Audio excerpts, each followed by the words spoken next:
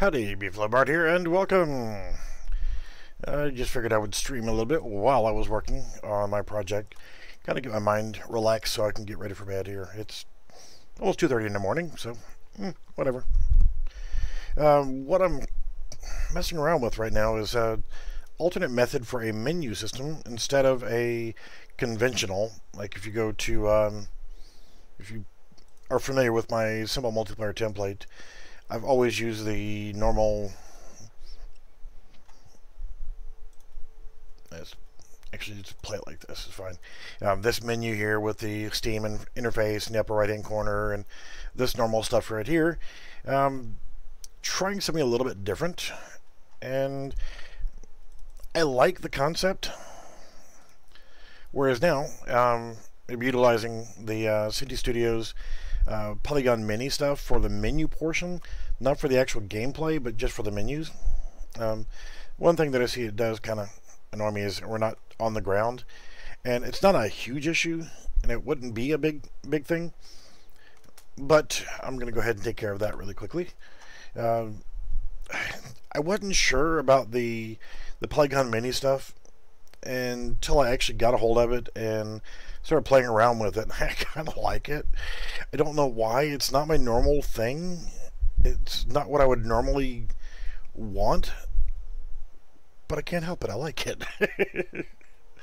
So, there's different styles you can do with this. You can do square tiles. You can do octagonal, or I guess that would be octagonal. It's 2, 4, yeah, whatever. That shape. So with the tiles, you could actually go with the hex tiles, or you can go with regular square tiles. I like the hex tiles, so that's what I'm using. Hex, not sex. Hex tiles. Laying out the basics of it, what I plan on for this menu section right here, and while I'm doing this, I'm going to go ahead and open up the individual ones, and the collision on these is fine and will be normally fine for most scenarios, but since I'm going to be walking on them, I kind of want to have the contour on it. So if I show the complex, you can see that you actually have a little bit more terrain. Not a huge issue, but you know, except for most situations and most applications, the simple would be fine. I'm just going to change it over to use the complex as the simple, just because of what I'm doing. And that's just me. But the whole principle of it is being able to, and I'm going to do, I don't need to do all of them right now, just need to do the ones that I'm using.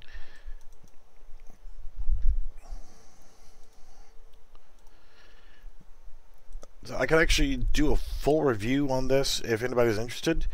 I wasn't sure that I was going to like it, but I said after screwing around with it, I do. I kind of like the way it looks. But the initial plan, and let's go back in and play now. You can see that I'm actually on the ground, and if I walk on the higher areas, I can change the elevation as I go.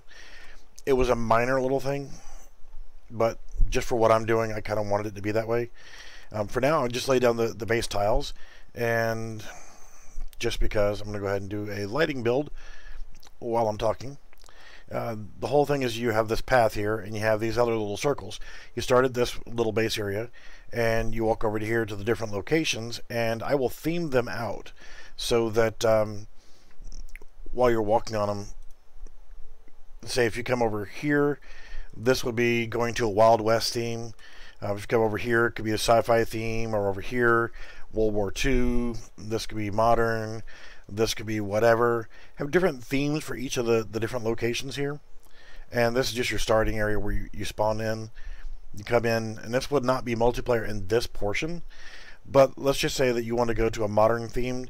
You come over here, and you'll have a little prompt to open a menu. And in that menu, it will be similar to my existing menu system, where it'll come up and it'll ask, do you want to play single player or multiplayer? And if you're multiplayer, you can host and join. It'll have the same functionality for each of the different areas, but what I'm going to try to get it to do correctly is when you come to this area for, let's say, Wild West theme, then whenever you search for a game to join, the only games you're going to find are ones with a similar theme. So that if you want to join a Wild West game that's a deathmatch, you're not going to find sci-fi games. You're only going to find the games that have that basic play style and that theme based off of the Polygon assets from Synty Studios. So you can choose your theme. Okay, cool, I want to come over here and I want to do World War II or modern or sci-fi or what have you, just by picking the individual ones. And the way I'm going to go ahead and isolate those so that they look more like what they should is I can actually come in here to buildings and environments, and I can add some themed items in. Like, say if I want this one right over here to be the Wild West theme, I can come in and drop down some Western themed buildings.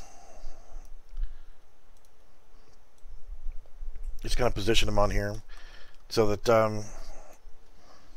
you get the idea. Whenever you look at an actual area, you can see what it's going to be.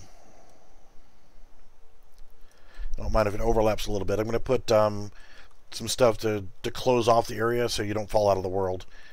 So you got like a little Western building here, and put a water tower, some cactus, and some other things like that.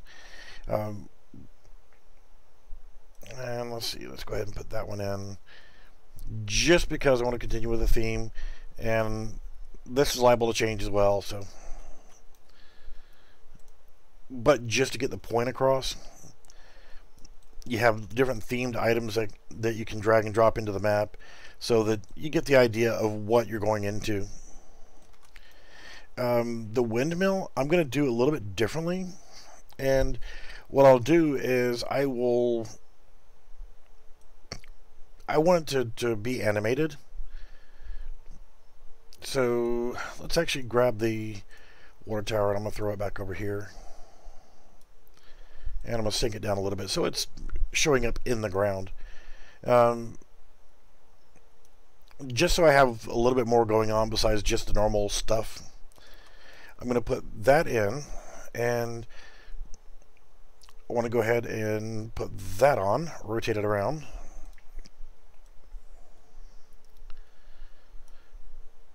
And I want to position it on top. The easiest way to do this would be to, it actually looks pretty good, but you can copy the same 1580 by 190, 1580 by 190. Okay, so it worked out. So it's at 100. Let's put it at 105. Let's try 104. So now what I'll do is I will create a temporary blueprint, or a blueprint for this item right here, so that the blade on the windmill actually spins. So let's come over here. I'm going to make a new thing here. Assets. Folder organization is paramount. And let's go with gadgets. And let's go with a blueprint actor. We want this to be windmill. And let's go ahead and try to be good. BP underscore. So we know that's the blueprint for the windmill. I'm going to open that up. This is super simple. I need to go back, and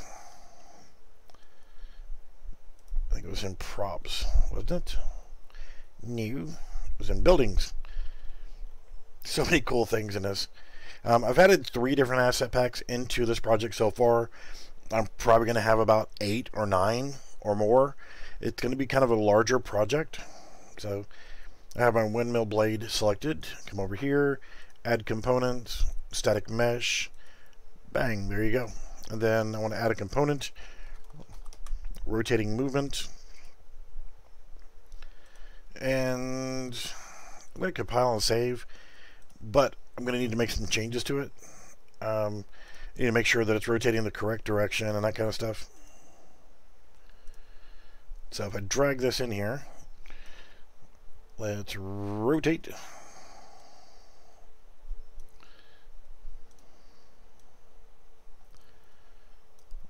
And want to get it positioned. I think we have this at what, 104? Nah, we're gonna have to go higher than that.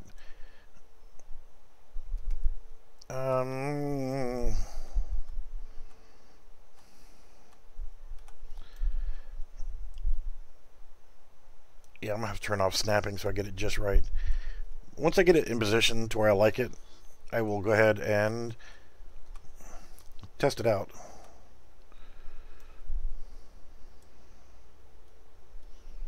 Snapping is a good thing, but it's not a has to be for every time. So as you can see, the rotation is the wrong direction. So we need to go ahead and fix that. Go to our rotating movement element, and you got rotation rate. Let's try it on the x-axis of 180 and put that back to 0. And let's see what we got now. New. Well, I'll show you what it did on that axis. Not what we're looking for. So let's go back to our rotating movement, and we're going to 0 that, and then put it there. Put it there. Put it there. Howdy. So there we have the blade is moving. I want to slow it down a little bit. It's a little bit too fast. So just go back in here, go to rotating movement, and let's change it over to, let's just try 80. See what it looks like. It just adds a nice little touch to the map. So you actually have some movement, and I've got the collision turned off on it, so you're not getting your face ripped off by the blades on it. I will at some point go back through and fix the collision issues so that you can't do stuff like that.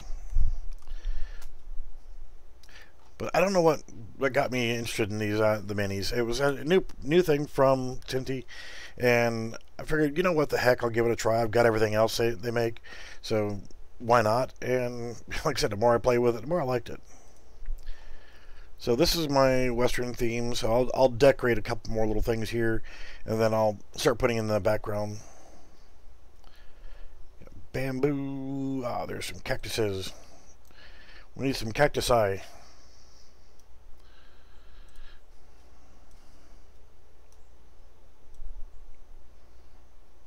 So just something just to kind of make it feel kind of like that theme. So now you can go back to the tiles, and with the hex tiles, you got toppers and you got other stuff you can put in as well. I'm going to bring in, first off, the columns. And there's a couple different ones that I can use, but I'm going to start off with column 1. I'm going to drag that into the project, kind of move it around a little bit. Now, they are rather tall. We don't need them to be that tall, but that's cool. We can get it in here, and since I got it oriented a certain way, I know that I need to rotate them by 30 degrees to get it to line up north, south, east, and west. I'm going to go ahead and drop it down at first so that I can see where I'm putting it. So I can just line it up. So it just gets rid of the gaps in between.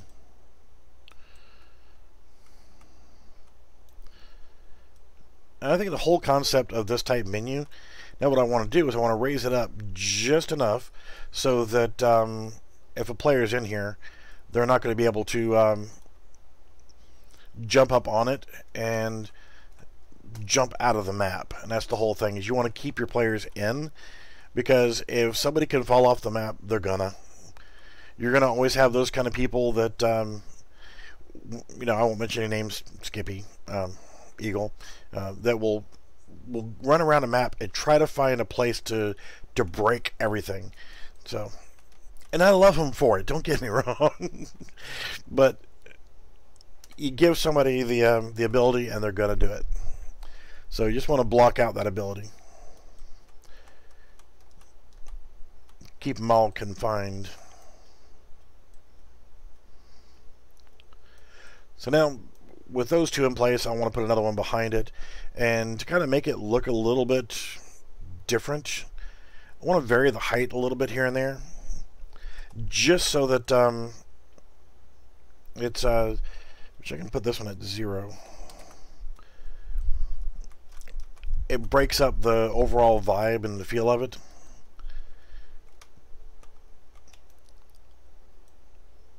And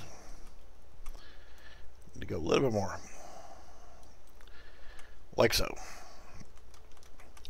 So now I can actually, if I want to, I can lower this one. So I have a little bit of variation in it, but then I don't want to keep using the same thing over and over again. So, it does kind of break up the overall appearance. And you've got toppers you can use on these as well. You can put just regular flat grass or whatever you want, but I'm going to do a couple of them that are a little bit different. You've got, which I'm going to keep using this same basic one right here. Control C, Control V, move it over a little bit, and just start filling it in. It takes a little patience to get them lined up just right, because being that they're hex shaped, they're not square. Squares will be easier to work with, especially if they're in a 500 by 500 dimension. That'll be quite easy to work with. But if it was easy, everybody would do it, right?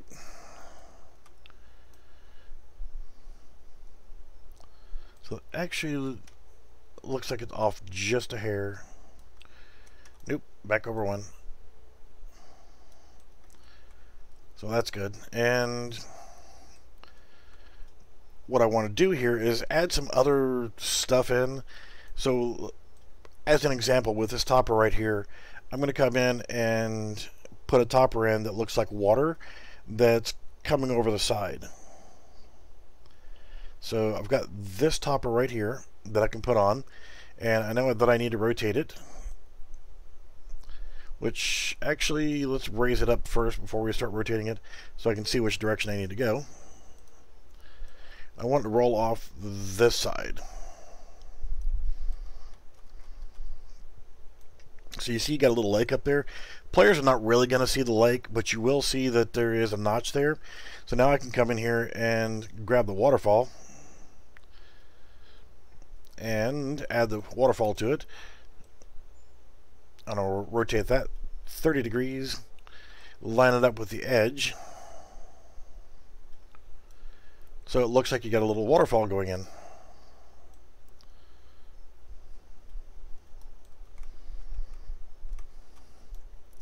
So it just takes a little time. Doing maps can be relaxing. So what I can do later on is actually add in sound for a waterfall.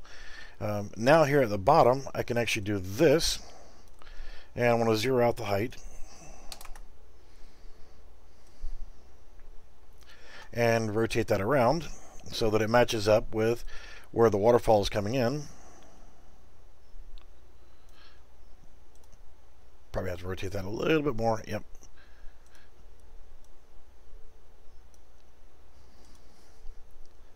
And then line it up. I'm good to go. So if anybody has any questions about this asset pack or any of the other ones that I have set up running with this, let me know. We actually have some effects. I can come in here and get the waterfall effect. And let's rotate that around. And let's hit play. So now you can see, probably ought to move that over some more. The effect for the waterfall. So it looks like the water is like bubbling up and some turmoil in the water. I'll add some sound effects and stuff like that into it later. And looks like I need to move the waterfall as well. Want to be just kissing the wall, so there's no gaps behind it. So yeah, you can see that it goes all the way down there. So you can adjust the height, make it whatever you want, but yep, I need to fix that tile. Just because I did the other ones, I want to keep consistent here. Go into the tile, change it to complex collision, and don't need my windmill up. Windmill's working just fine. So now when I walk over here, I can actually be on the ground level and change my elevations. Very insignificant, but it matters to me.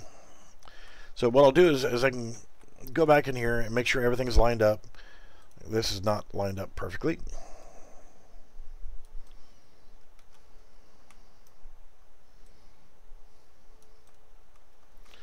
And if you're having problems lining up everything just right, see, this is not right. It's like totally oddball numbers. So I'll do 1000 by 850 by 750. So 1850, 1850, and 750. Now I can just lower that down and it'll be good.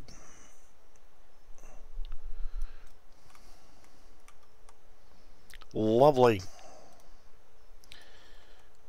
So that's that. And then I can just go around and put more of these in. You just want them enough to where they block, but if a player does look up, they'll be able to see something at the top of them. So it's not just a solid wall that's blocking you in. And the reason why I put like a little pond right here is I can come over here with the props, and if I want to, I can put a little boat in the water, or pirate ship. So if this is going to be the pirate themed area, then I could put a pirate ship in. And I got 2 pirate ships. So you get the idea.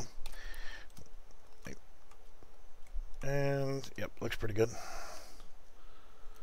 I'm actually going to lower the pirate ship down just a hair, just because I got to have it where I want it. There we go. So I could do this section right here as a pirate theme. So I could actually start putting in things of that pirate theme. These all came in this asset pack, so it's pretty cool. So I do buildings. Could actually do a little pirate shack right here.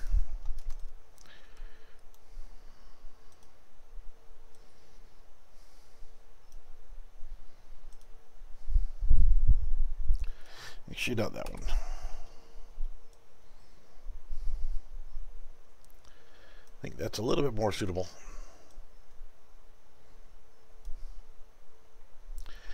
Don't mind that it sticks over the edge a little bit, because it'll be fine. So I can grab that, Control C, Control V.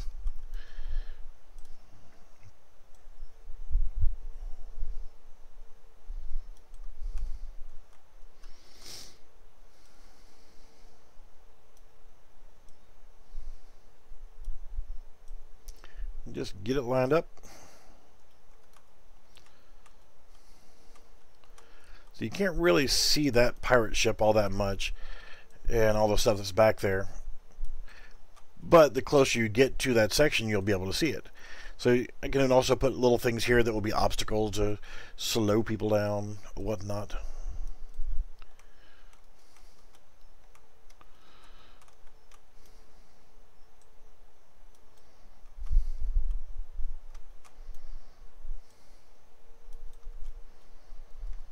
Alright, so let's take a look at that. And so now when you come over here, you walk this way.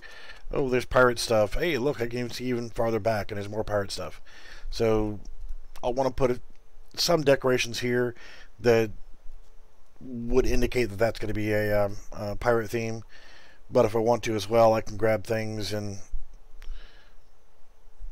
put hills. little stuff that'll actually act like speed bumps to maybe slow the player down from walking through that area.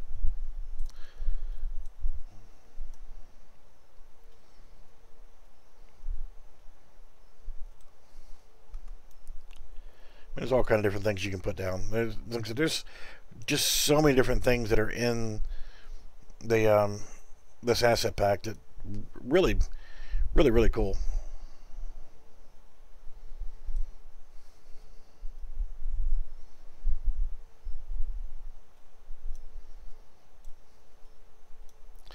Another thing is it takes time to get all the little knickknacks into a level to really make it look good. But the more time you spend on it, to get it to where it looks right, the better it's going to feel overall. Now, even though I've already just used that one, I can rotate it a little bit and make it look a little different. Can actually even change the size.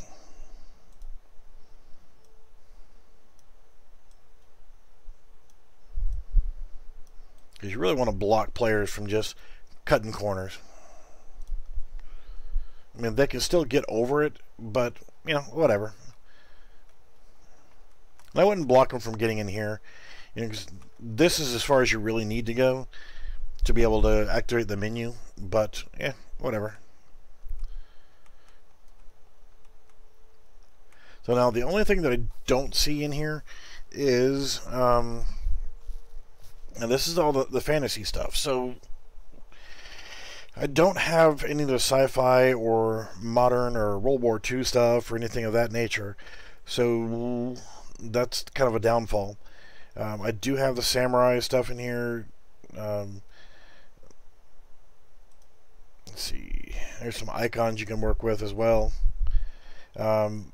To offset the icons, I've also added in the simple props and icons asset pack from Cinti as well, and that's to give me some more options for icons. Environments,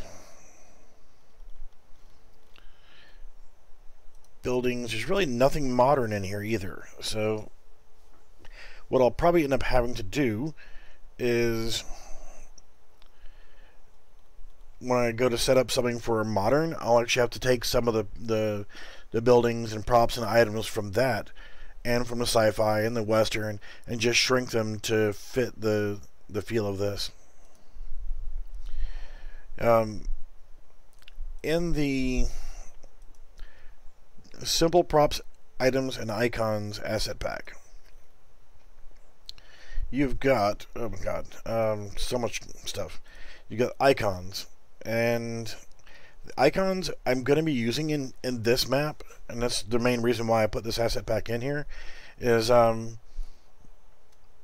if I want to set up an area for the menu, I could pick a kind of themed item here. It's also good for setting up, if you want to set up a nice menu system where stuff like the rotating movement, you can actually apply that to these icons and have them turning and have a nice looking menu that way. So we can see if there's anything that would symbolize being a pirate theme here. The wheelchair icon.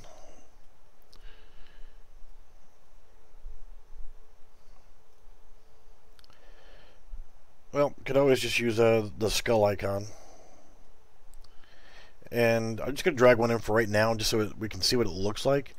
But I would actually set these up totally different so that they actually have rotating movement and they spin so you can see them from all angles and know what they are.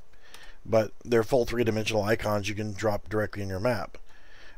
As for the props, probably not going to fit the theme that I'm working on right now, but I can use something in here. I really hadn't spent much time thinking about it. The items, probably won't be using them right in this area right here, but you know, there's a lot of cool stuff that's in here. Miscellaneous, weights, duffel bags, a police shield, a bong. Let's see here. A hypodermic needle or a syringe. Books. Yeah, there's cool stuff in here, and there's even some weapons. So if you're using the simple stuff from Synty, and you need some basic weapons like chainsaws, or there's a flashlight, there's an axe, a drill, machete, a wooden plank, a plunger, screwdrivers. Yeah, pretty cool. I just needed the icons is all I really needed from this asset pack. So to trim weight, what I'm probably going to end up doing, and what I can do for sure, is I don't need the maps from any of these things. So to trim weight down, I can come over here and delete the maps folder from each of the props, because there's a lot of stuff in here that I don't need file-wise. Now, yes, I did hit delete. Oftentimes when you're deleting map folders, it takes a while. These additional maps, they're nice to see for the assets and whatnot, but when you're making another project, you don't really need to see them. And that's a lot of dead weight you can clean out of an asset pack. So as soon as it finishes deleting those, I'll go to the Mini Fantasy and quickly peek through that. You've got, I don't need to look at the materials, you got meshes. Nope, that's one we were in before. The Polygon Fantasy Mini Characters. Now, the guy that I've got going in right now, what I'll probably end up doing is I'll probably do a splash menu first and let you pick your character, or maybe offer that separately down the road. This is my character. I'm the sheriff, so that's what I chose. But there's quite a few characters you can choose. I mean, you got stuff from the Polygon asset, Vikings, dungeons.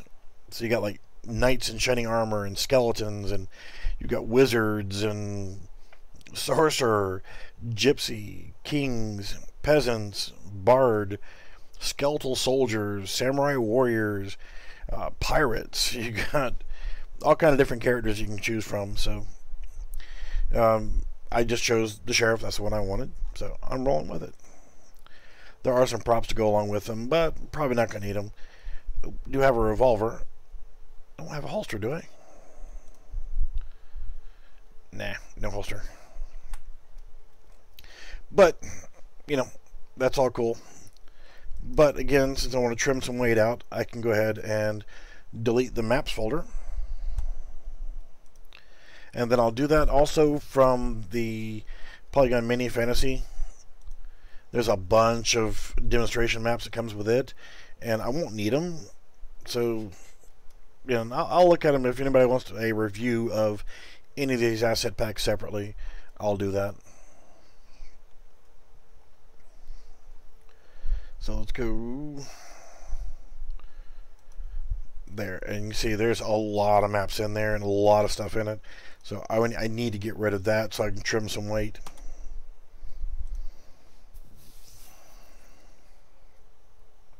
So that's going to take a bit.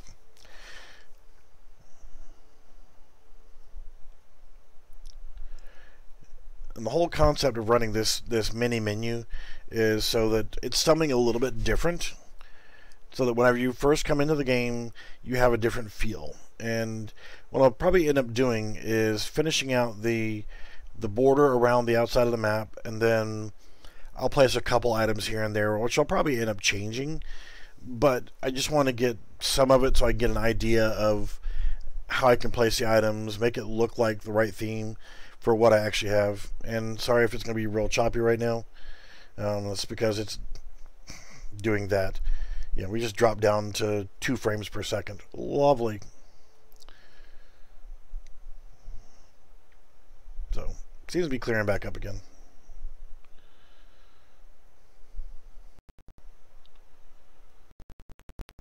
Alright, so as soon as they finish doing that, come on, hurry up.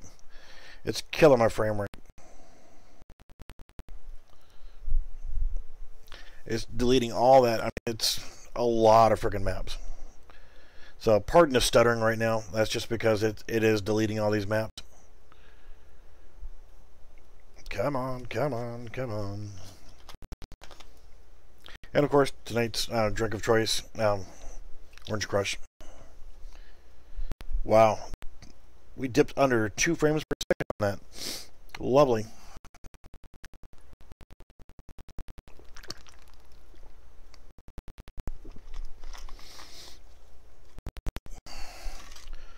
Yeah, I probably could have done that one off camera.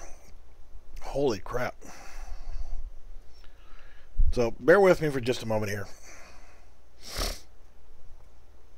God, thank you. That was just getting to the point where I can now say delete, so I can go ahead and delete them. Yeah, that was a lot of stuff. That cleared out a lot of hard drive space that you're going to need for when you package your project. If you're going to package for something like itch.io, it has to be under a gigabyte. One thing I need to do now is I need to save all, make sure everything is good and saved. And I'll come back and I'll do a lighting build later. Just wanted to kind of get back to filling in this stuff.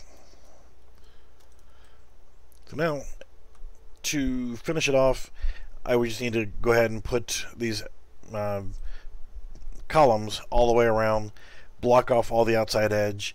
Now the fun part's going to come into creating the menu system. And what I'm going to have to do first off is in my gadgets, I'm going to have to come in here and create a new blueprint for an actor. And we'll do west underscore crap, I don't know, menu. And this is going to be our BP for that. So BP underscore west menu. And I need an icon for that one. And I guess the skull will have to do for now. So let's go back to, yeah, the mini fantasy meshes. And no, I want to go to the symbol props and icons. And let's pick an icon that will go good with a pirate theme. A knife icon. But I think I'm going to go ahead and use the skull icon. I think that was better. With all these icons in here, and there's a bunch of them, there's none that actually I want. So we'll just make do. We'll add a component, skeletal mesh of our skull, and we'll add a rotating movement. We will slow it down to 100. File, save, and let's take a look at it on the map. So we're going to set it here, and let's raise it up. Well, let's try it at 120 on the height. So you can see it'll be floating right here. You walk over to it, and we want it to actually not have collision. Yeah, that would make you nauseous. So I'm going to go in here and select my skull icon. And no collision. Compile and save. Let's try that now. Make sure that we can walk through it, because we want you to be able to walk through it. There we go. So now we need a box collision, and unfortunately the box itself is going to rotate as well. So let's add a component of box collision, and that's the downfall of using the rotating movement. Even if I attach it only to the skull icon, it won't let me attach it to other components. So I can't attach it just to the skull icon and the box collision not rotated as well. So there is a downside to it. And let's go ahead and compile and save. Now to show you that the box collision is actually rotating, I could actually turn on an option to where you can see it now, but when you go into play, you don't actually see it. There is an option you can turn on that will let you see that collision box. But I don't really care about that at this point. But we want to know that that actually works. So I'm going to go to my event graph and delete all that junkola from the box collision. Add component on begin overlap, and other actor, we're still using the cast to player underscore base, and I want to, let's actually, well, I'm glad you could watch. Yeah, I've been sick for quite a while, and I really want to get back and start doing some more streaming. Get my box collision, get world location, so we get the actual location of where we are. And then I want to, I'm not, the only reason why I've got the cast to the player base is so when the player actually is the only thing that'll trip it. So go in here, not like there's anything else in there that could trip it, but we want to play sound at location. Now if you guys want to see, I've been messing around with a survival template for part of the project. If you guys want to see that, let me know, and I'll go back into that project and work on that some, because that's going to be one of the game modes that I'm going to put in here, is based off of that survival template.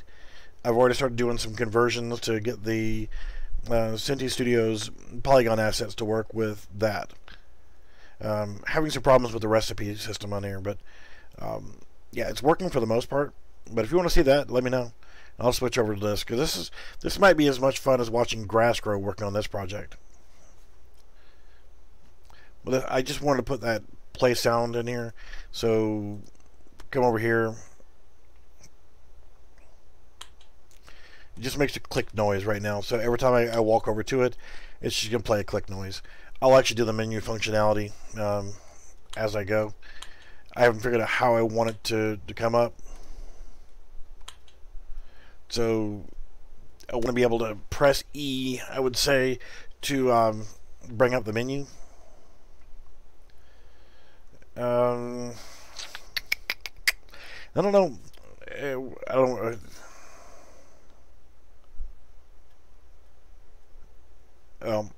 The city and the high stuff, those two work really well together. I don't have all of my projects. I switched to 420 and deleted a lot of my projects and archived a bunch. If you have questions about those, I did the video, and they actually linked it on their Facebook page for Synty Studios on how to set up the basic animations. But I also did a video on doing the advanced, not advanced, the yes, I'm looking right at myself here. The animation starter pack, so you can actually have the gun animations, the basic gun animations. I did a video on that, so you can transition between animation blueprints from unarmed, carrying a weapon, that kind of stuff. Let me actually go ahead and do a lighting build, and I'll save everything, and I'll take a look at that survival project if you guys want to see that. But as soon as this lighting build gets done with this, we'll do a quick walkthrough of the map again of this. But this is actually going to be this is the concept for my main menu system. So when you first join the game, you're actually going to, are you done? Are you done? Are you done? Thank you. This is what you'll see. You'll have your character. Of course, I'll have walls all the way around. This is still a work in progress here, but you come in and you have something totally different. You have a virtual menu system where you can walk in and, oh, I want to go play a pirate theme game, so okay, I'll go over there. We'll play a Wild West theme, come over, and when you get to the icon that's floating in the air, you'll hit the E key and it'll bring up the menu, and at that point you can either launch it into single player and just go do whatever the main single player mode is, or you can actually host or join a multiplayer game. And with that, the host can set up the game mode, the game maps, and things of that nature. But whenever you come to this section, this is the Wild West section, you know, by the little cactuses and cowboy buildings and that kind of stuff. But everything that's going to happen from here will be based on the cowboy theme. You come over here, it's going to be a pirate theme. You come over here, it might be medieval knights and that kind of stuff, or this could be modern and this could be sci-fi or whatever. I mean, I can change the themes, and if I wanted to, I could actually add in more branches. This just happens to have 1, 2, 3, 4, 5 off of it. Or I could actually set it up to where you start right here in the center and add one more, because this is actually the starting point.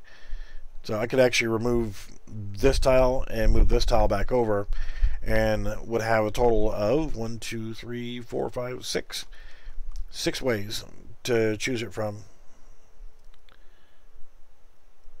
Yeah, they're kind of a miniature version of the existing asset packs, but not all of them. So that's kind of the pros and cons of that.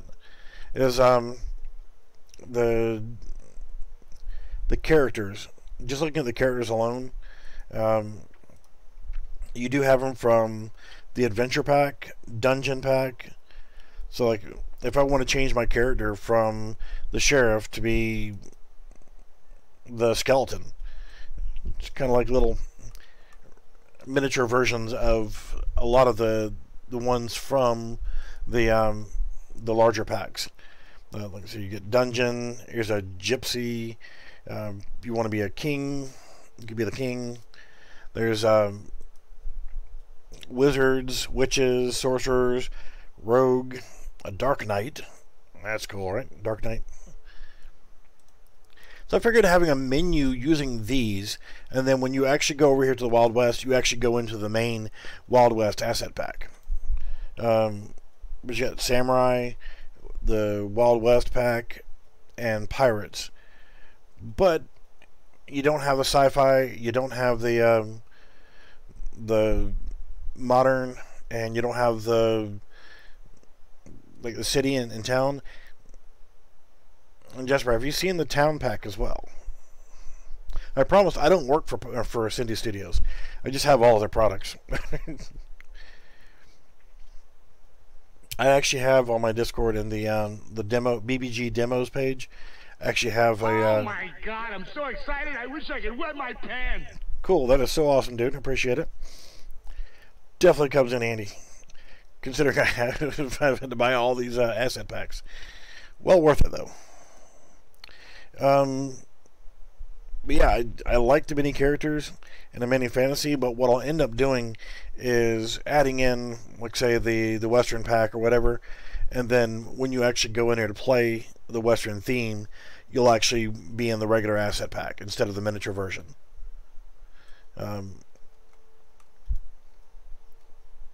yeah, that's pretty cool. And all I did to get the characters from the mini fantasy or Polygon Fantasy mini characters, all I did to make those animate is the same process I do with any of the other ones.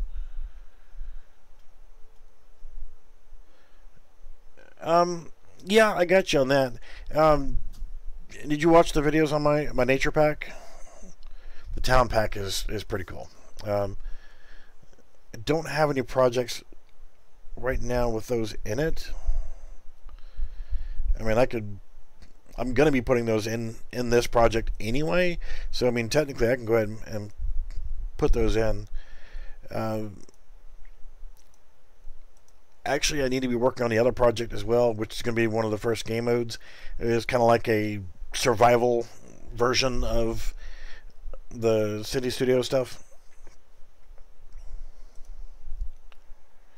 Let's actually go ahead and save everything here, and I'll open that project up really quickly, and we'll take a look at what I'm doing with that one. I really want to bring in the nature one. I just haven't done it yet.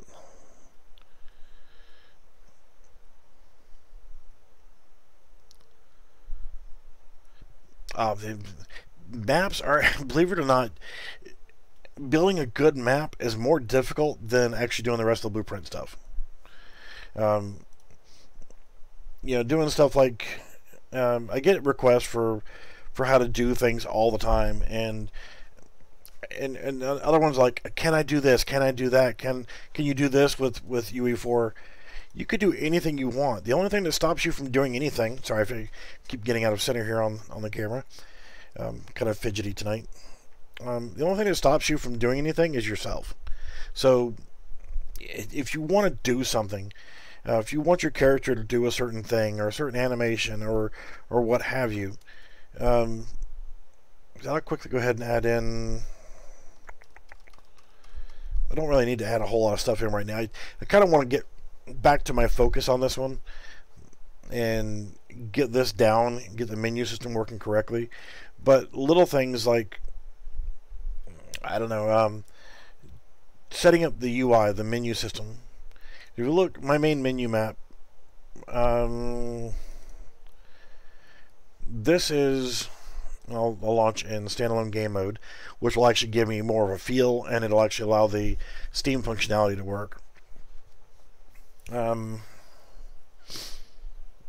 Having the, and that's just a temporary name for this project, having the menu, to me, the first thing a player sees when they first come into your game is the most important thing.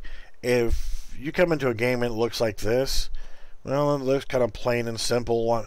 You're not going to expect much from the game just by doing that. A multiplayer, want to host a game, I'm going to put all this functionality into the new menu system. And then when you go in there, yep, got our Benny in here, because this is my main character. It's going to work across all of my projects for now. But what I need to do is go back to my menu, exit. If I want to add in a background, or if you want to make this menu look better, if you want to add in things like, with the same feel, if you're going to use this menu system, if you want, like right over here, because you got all this blank space here, all this blank space, you can have an active background to your menu. What I mean by an active background is this main portion of the menu will say there's nothing there. You could put a static image in, and that would be fine, or you can actually put in a scene where you have characters that are in the scene, and they're doing idle animations, or they're doing different kind of animations, or walking around, or whatever. Have one that walks back and forth across the scene, people sitting down, drinking coffee, or whatever. You can set up a full scene inside there, and it's really easy. Which, like I said, I can go ahead and save all, and I'll actually close this project for now, and I'll give you an example of that. I'm gonna make a copy of my, and if anybody's got my simple multiplayer template, again, all I do is I right click on it and select clone. I'm gonna give it a name, and let's call this menu test. I don't know why, but anytime I do this, it look at here, it says SMST2MEMEI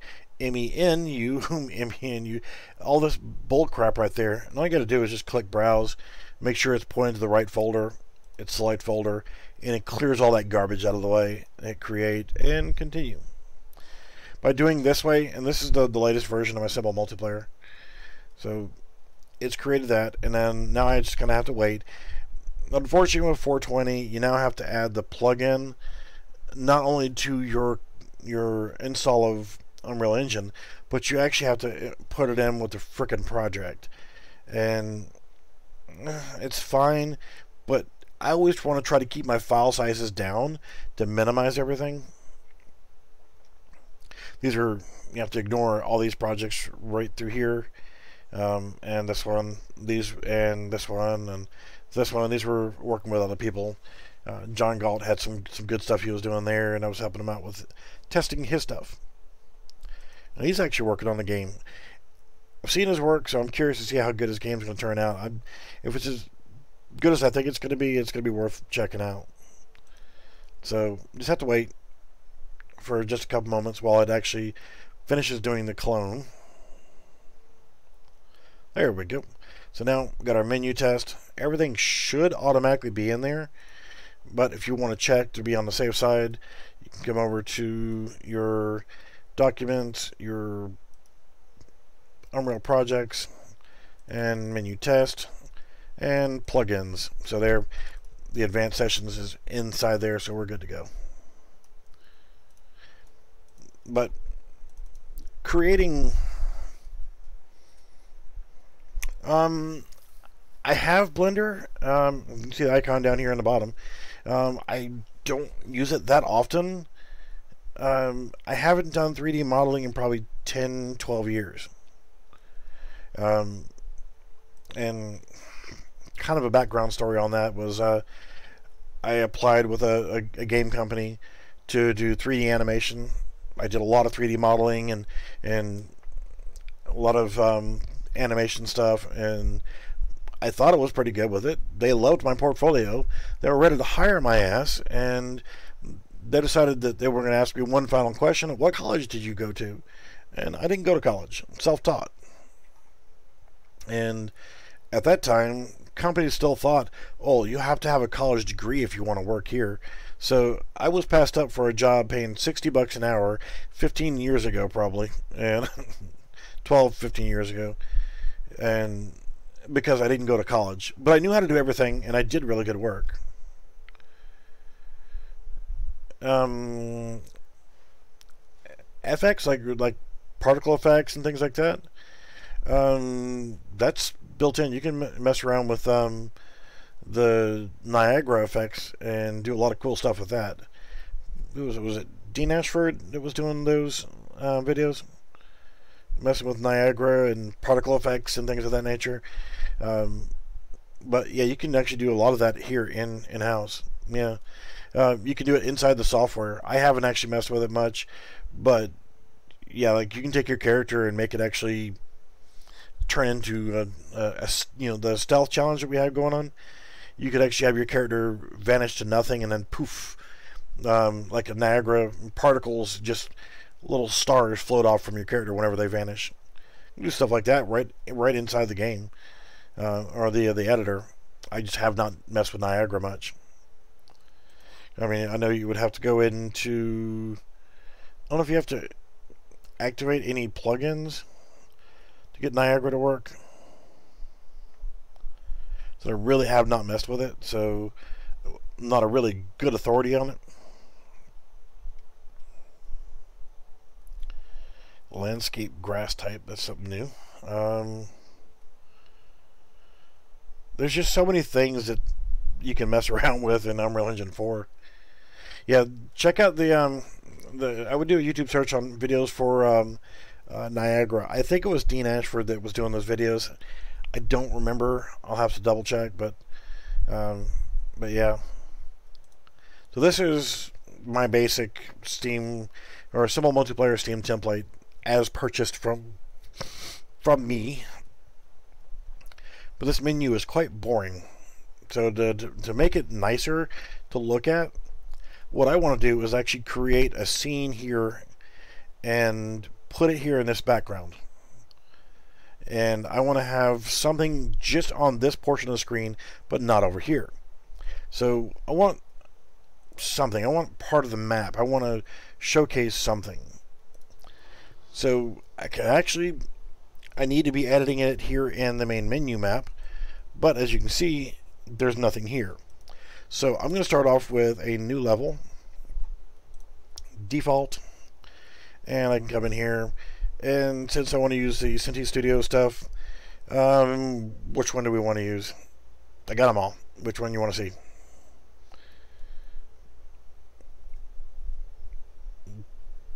Town doesn't have any characters. Yeah, it does. Never mind. I can put Town Pack in here. I got a lot of the assets from them directly from their store. So I have them in a different setup here. So actually I'm just going to drag and drop things in. Many fantasy characters, nature pack. You know what? Since you were interested in the nature pack, I'm going to drag it in here as well. I really like it. It's a large asset pack, but it's cool. Content, yep. Sorry, I'm working off screen in case you're wondering what I'm doing here. Not just talking to myself like I normally do. So we're going to copy in the Polygon Nature. That's 384 megabytes file size. Why? Because it needs to be. 3 changes to source content files been detected. Don't import. We'll try that. And I'm going to go ahead and put in the town. Polygon town. Content folder. There we go. Sorry. And I hate whenever I'm, working off screen here and trying to copy files in here. But alright, that's another 134 megabytes for the town one. They're bigger than some of the other ones, but they're cool. The nature pack. So we're just going to go ahead and I'm going to delete that center tile here. I'm going to go with the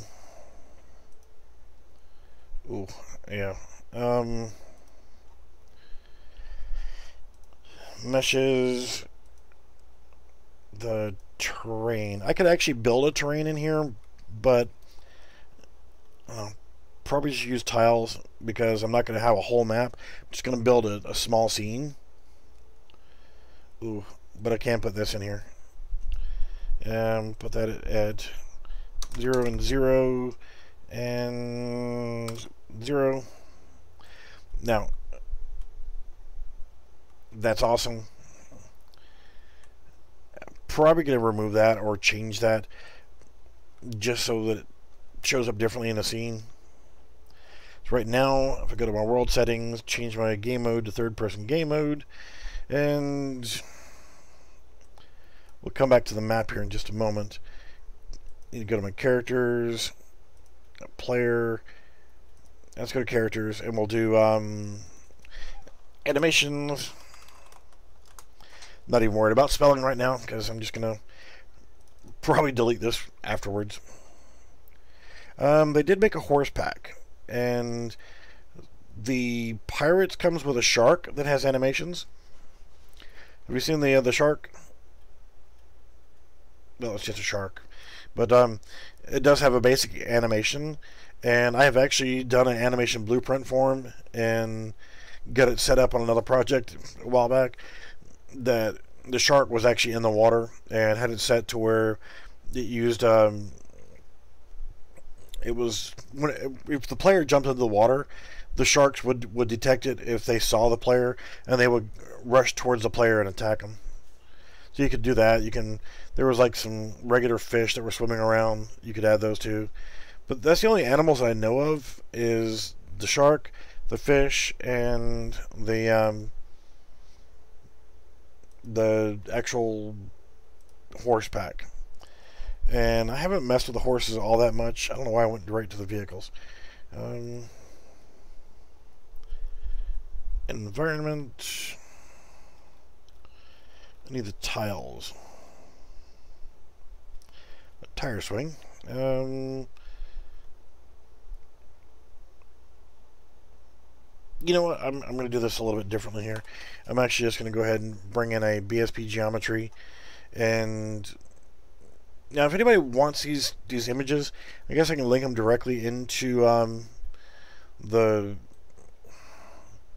Discord. But what I've done is come in here and I'm going to bring in a BSP geometry. I'm going to go to my details, go to... I made some... Well, yeah, I know, but I'm just saying, those are the only animals that I know of. But I will suggest it to them, see if they're going to do any animal stuff. So I'm going to change my Z height to 20, and let's go 5,000 by, no, that's too big. 2,000 by 2,000, and just make us a little scene right here. Throw in some buildings.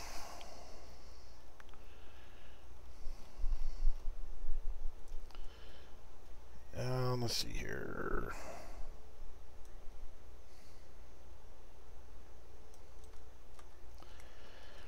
So I'm just kind of throwing something together right here. Just no method to the madness. I'm just dropping stuff into the map just to build a quick scene. It doesn't matter if it's overhanging. We're not actually going to see anything back there. The textures that I was talking about, I made up. Let's go ahead and make an assets folder. Some PNG files that were really close to the Synty Studios materials, like for grass and dirt and sand and things like that. And if anybody wants them, let me know, and I'll link them in Discord. Just gotta find where I put them. Actually, and the textures. So the ones that I've got is like the polygrass, red sand, brown sand, dark sand, sand, dirt, and just a regular black, and a couple flags, white, things like that. And all I'm going to do is just grab them, and I'll grab the grass, sand, and dirt. Actually, I don't need all of them. I just need the grass for now. I'm just going to grab it, left click, and just drag it right into the scene, or into the content folder. And if I want to, I can go ahead and make this into a material. You can right click and create material. And that's it. That's all I need to worry about. And I can grab this texture now, and I can select my grass mat, and there. So now go into the map. You can actually see we have grass. Now it is shiny. You'd want to go in there and screw around with your material a little bit more. That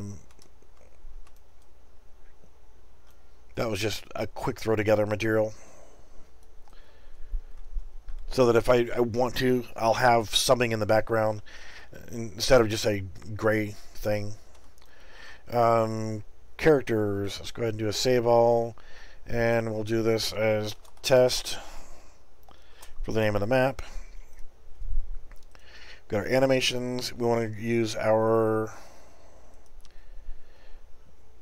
characters from the town pack, which this guy right here is actually looks a lot like the one from the city pack, except he had a green hood on. But all we got to do here is just go to our mannequin. Now, if you haven't done any of the animations to make these things work, I'm going to go through it relatively quickly. I've got videos on how to do it, but if you want me to slow down, just tell me to slow down. So I'm going to go to my mannequin, UE4 mannequin, the mesh folder. I'm going to go into the skeleton. I'm going to tell it to use a humanoid rig. The pose needs to be changed from a Y pose to a T pose. So I bring the upper arm up by 50. I do the lower arm down 10, back 20, and then the hand needs to go up 10. So again, upper arm up 50, lower arm down 10, back 20, hand up 10. And that gives me a perfect T-pose. I can use modify a pose, use current pose, save. Now our mannequin's prepped. So now I can come over here, and I've got my animations folder right here. And I can go to my animations for the mannequin, right click on the animation blueprint, retarget, duplicate, select. I'm going to replace third person underscore with poly underscore. I'm going to change the folder it goes to. Characters, animation, okay. And then, yeah, that's it. Retarget. Done. Go to my player. And, come on. Thank you. I'm going to go to our viewport. Yeah, their assets, they're not realistic, but they're just realistic enough so you know what they are without looking at them. And me being a gun nerd the way I am, I look at the guns that are in games and asset packs, and I freak out. It's like, holy crap, man, that's wrong, that's wrong, that's wrong, that's wrong. And I don't care as much with the Synty Studio stuff because they're not exact replicas, so they look close enough to get the point without trying to be 100% accurate. To me, that works. Change skeletal mesh, but having characters animated can change the feel of how it is on the map. Change out to the character. What if I want to be a pretty girl? I can want to feel pretty too, so don't leave me alone. Mother what? Mother 2. What if I want to feel pretty? I'll change my animation class to polyanimation and compile and save.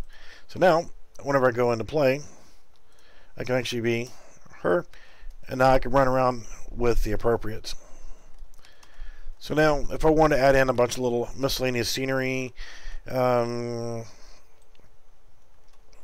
will have to add in a camera system, and I'll show that here in just a second.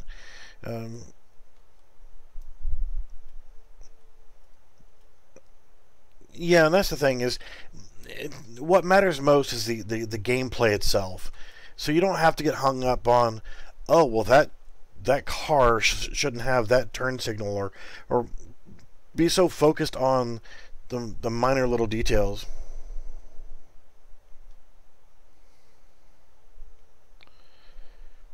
When you try to retarget, your model stays in the T-pose.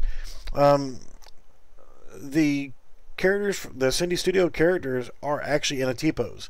If you look at their mannequin, it's a T-pose.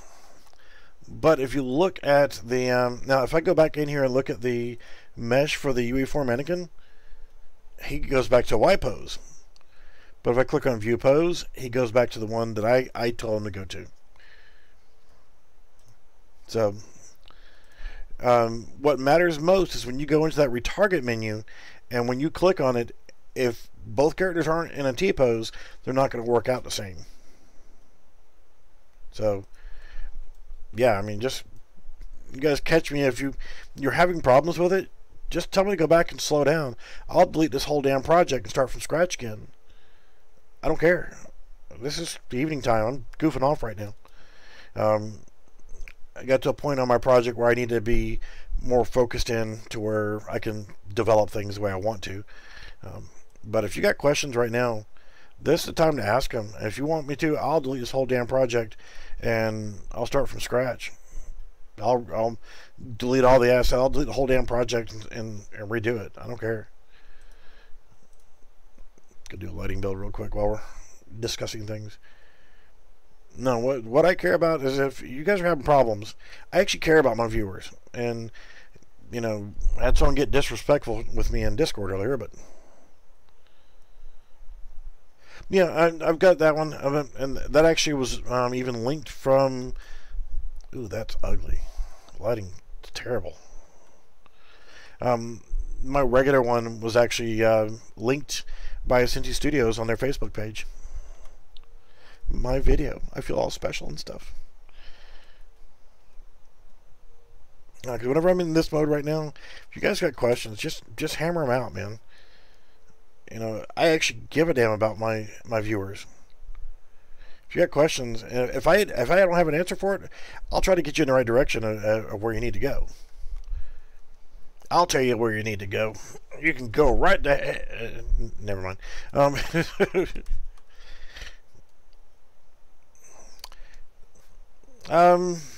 I do have arrangements with some asset developers where I get some things for free for doing reviews and stuff. But, you know, I don't ask for it. I don't say, hey, give me all your stuff for free, and I'll do it like that. But if they offer it, I'll take them. I won't say which ones that I've gotten from which companies, and because it's like confidential stuff. But I have actually gotten asset packs from people just to test out and things like that. But yeah, I never look, gift horse in the mouth. If they want to give me free assets, I'll take them. But I'm not going to blow smoke up their ass saying, yeah. I actually talk to them pretty regular too. They asked me about the if I had a tutorial video on retargeting, and I told them yes, but I'll go ahead and make a new one. And I did. I made a new one right off the bat, and that's the one that they actually linked. So, but yeah, they help me out from time to time. I get a little sneak peek at some of the stuff they're making, which they got something new coming out. They've already released a sneak peek on it, so it's not like it's like top secret news or anything. But yeah, I'm kind of looking forward to it. The town one, I have to blame some of you guys for the town pack. I didn't know it was out there. The guy kept saying town pack. I'm like, what the hell are you talking about? That's the city pack. I've got the city pack. No, it's not city. It's town. So I didn't even know about it. And it was on the marketplace, and I wasn't looking in the marketplace. I was looking at their website, and I didn't see it on their website. So yeah, this one was pretty cool. I liked the town pack, the nature pack. Yeah. Let's go into the meshes. Trees. Yeah, they're going with kind of a zombie feel. That's why I'm kind of slowing down on my other project. I don't want to make a zombie survival game because, good God Almighty, they've been done to death. But it's tempting. Check that out. The tree actually has movement to it, so it's not like just a normal static object. There's some movement. So check out the willow tree. I'm going to delete that one back out of the scene here, but that's nice. It moves. Without that movement, they've got trees in their other asset packs. Don't get me wrong. They're cool and all that, but they don't move. And the ones from the nature pack actually move. It's not a bad idea. Everybody always wants to be the survival. You're the good guy trying to kill all the zombies. Why not look at it from the zombies' perspective? I just want brains. Leave me the hell alone. It's not a bad idea, actually. Years ago, there was a game called Deer Hunter 3 Gold Edition or something like that, and there was actually a game mode where it was actually, I'm gonna get rid of that tree. You could actually become the deer, and as part of the gameplay, if you got close enough to the hunter, you could urinate to mark the territory, and that was your whole thing, was you're trying to sneak up on the hunter as the deer. Then later on, somebody else came out with a Arma mod where it was a deer hunting mod, but you could actually, somebody could actually play the deer. So you actually have a hunting game where you play from the deer's perspective. I thought that was kind of cool. I like being different. There's so many games that are so cookie cutter. It's like, ooh, no. When you're looking at these bushes versus that bush, no. The zombie survival games have been done to frickin' death.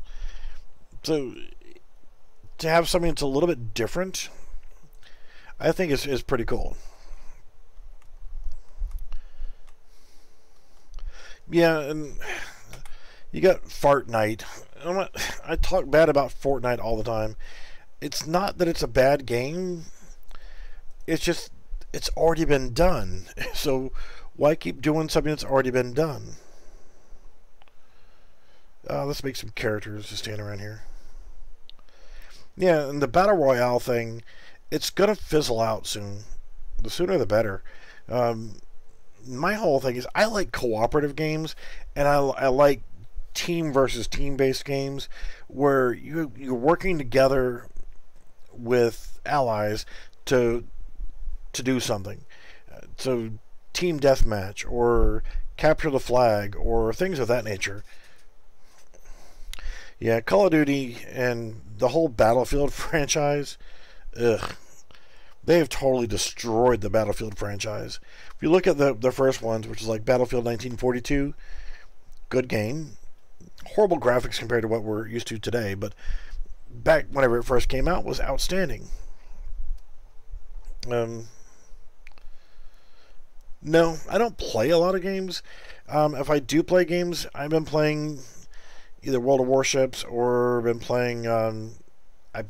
I redid a new save game on Grand Theft Auto 5, and I beat that from the beginning of it all the way to the end. Well, I'm not going to do any spoilers if you haven't played through the storyline of it, but I completed the basic storyline in less than 2 days.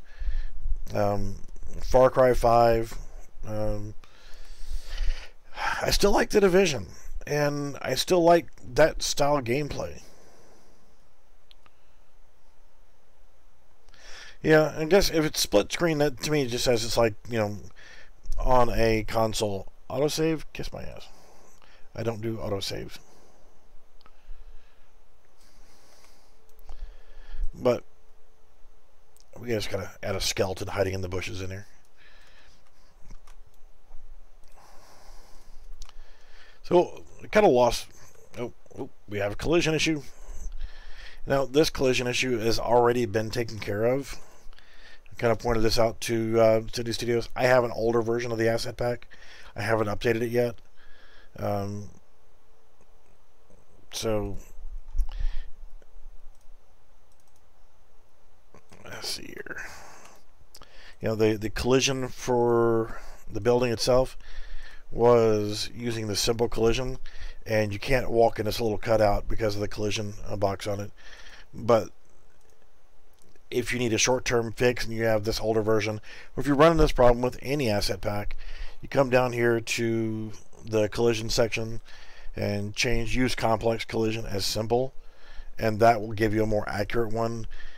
It's not the best way to do it if you're doing a large map, but for a small map where I'm just doing a scene, then this is all I really wanted for the scene, was just this little corner right here. Just have a character standing there. Kind of lost where I was going with this whole little quick project. Characters. Let's make an NPC. Quick way to make an NPC. Grab your player base, drag it in your NPC folder, copy here, F2, we're going to call it NPC underscore base. Go in here. We don't need any of that stuff. We don't need the follow camera. We don't need the camera boom. Look at the viewport. If we want to change our mesh, that's fine. Can actually change it to $1, that's fine. Compile, save, event graph.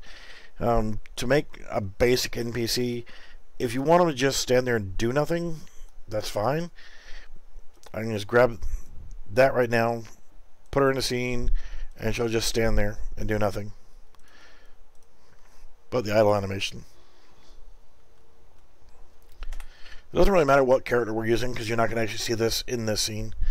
But if you want that character to actually move around, let's go ahead and add in a volume nav mesh bounds, drop that into our scene here. We want a small one, so we just want it to cover this area here. That's good enough. Now if we want her to actually move around in that little box, then we can just come in here. Let's make sure we do that, bring it down some, hit P, make sure you have some green there. That's good. She's out of the green, so we need to move her into the green. Hit P, turn the green off, and now we want to tell our character to get her ass in motion. This will be quick and easy. Event tick. We want to add a new variable. Is moving question mark. We want to, let's actually get a branch, connect that in. We want to ask, is we moving? If the answer for that is no, if it's true, then we don't really care. Whatever. So for right now, if we're not moving, we want to AI move to, and then from AI move to, we need to get a reference to self. So we're just going to drag that up there. Destination, where are we going to move to? Well, first off, we need to get a reference to the mesh. We need to get world location so we know where we are. Right? So target actor we're not worried about because we're not going to make it walk to anywhere, to anyone. So our destination, we want to get random point and navigatable radius. And let's move that to there, move you over some more. Now, get our world location connected to origin. So this is where we're starting from, and we want to go to a radius of, doesn't matter because you only have a few feet to work with, 1,000. So there, we are now moving. So if we are not moving, we're going to start moving. So what we need to do now is, from the executable link, we need to set is moving to true. So now we know we is moving. Now what we also need to do here is we need to, on success, delay, and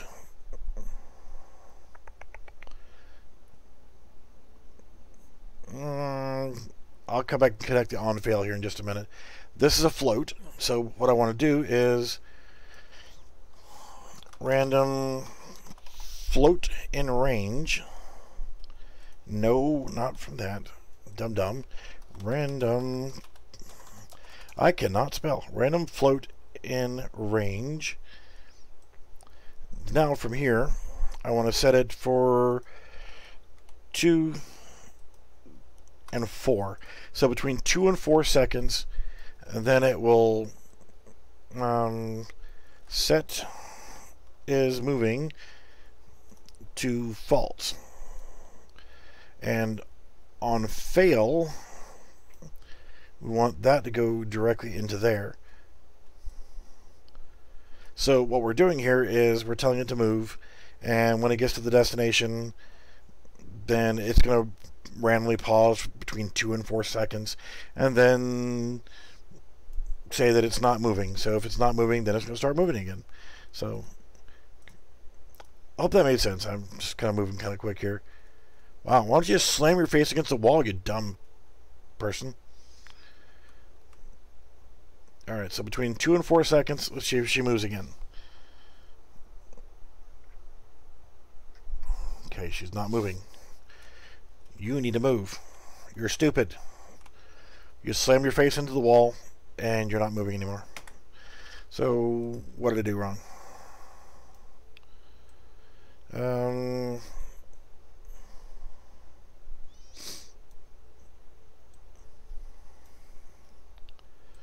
So this set moving to true. Let's do that. Sorry, on fail and on success, we'll drag off of that. She tried to go to the wall a little bit too fast, knocked herself unconscious, and now is stuck. It's like she's right on the edge of the... well, crazy-ass females. You know how they are.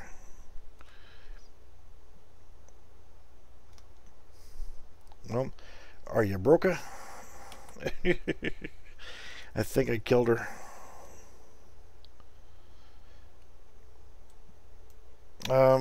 Let's actually move this.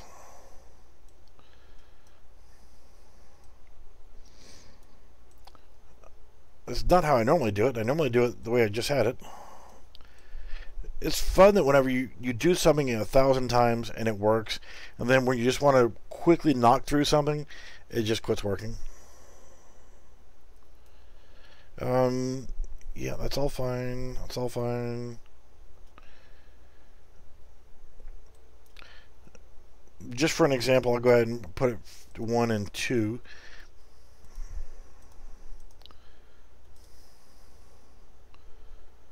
Now she's just freaking out. I can't take it anymore. I can't take it anymore.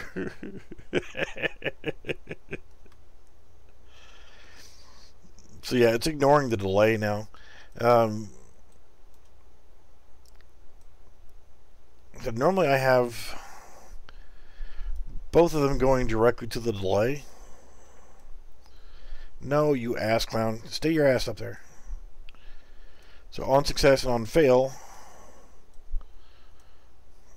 And break you. Go away. And this is the way that I normally have it set up. Yeah, she's absolutely freaking out just then. Because I have everything come into the delay. And then I set is moving to false. Then it allows her to start moving again. So she should work. And she's just absolutely freaking out. She just stops working. If I take and break that and go directly onto there, let's break that as well. She'll now just keep steady running.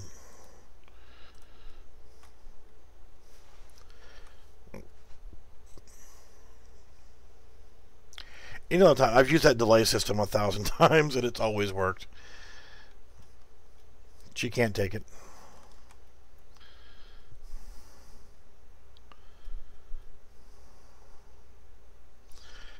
Yeah, she'll keep going until she turns into that skeleton. Excuse me.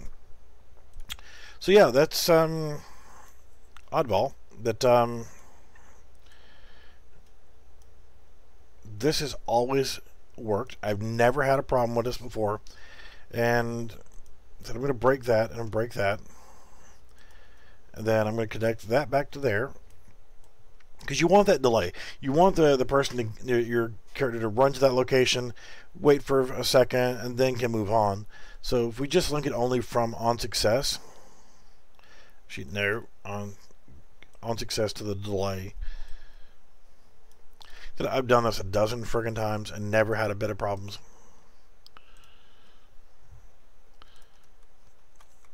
There. Well, she worked one time. Punch you in the face. Making me look like an idiot. I don't need help looking like a damn idiot. I'm going to be kind of screwing with that in that other project.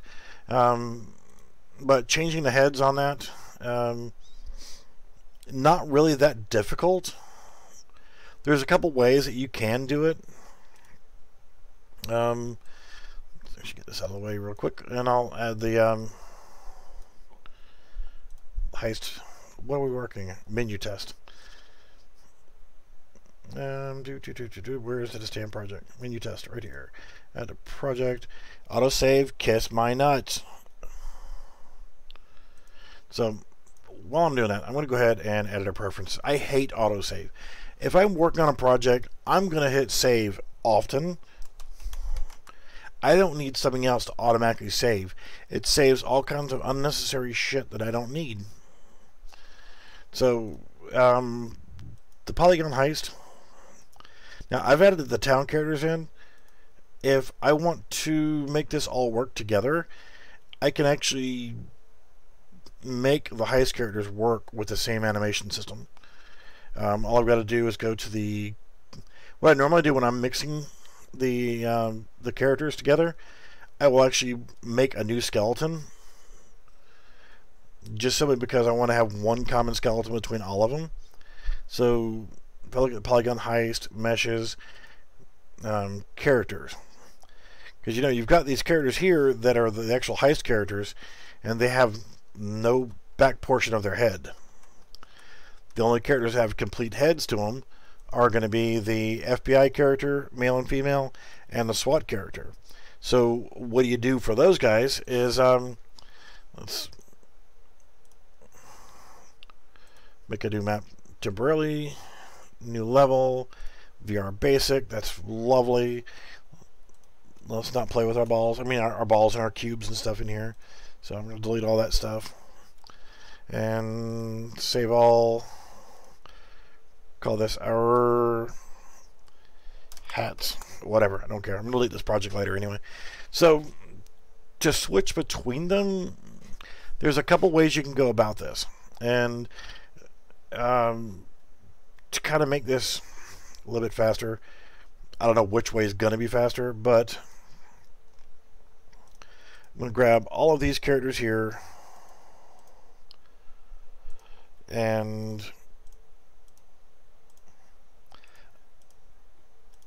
like I said, I would normally create my own skeleton. So instead of using this right here, I'm actually going to right click on it with all those selected, and I'm going to assign skeleton, and I'm going to use a town skeleton. There's going to be one that's not going to look like it wants to work. And the reason why I'm doing it to the town skeleton is that we're already retargeted the animations to the town skeleton. So now I don't have to retarget my animations again. When I get to the SWAT character, he has a mask that's an additional piece. Yeah, SWAT glasses. There you go. You just hit OK and it works. So just got to click through all these. I could have just done one just for the example here, but I like doing things the hard way. Alright, so we'll save all.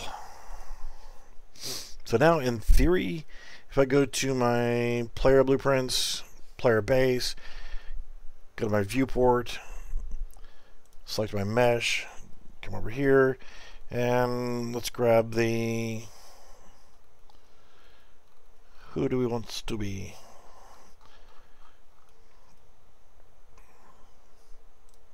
Good enough. This guy here has no back to his head. So compile, save.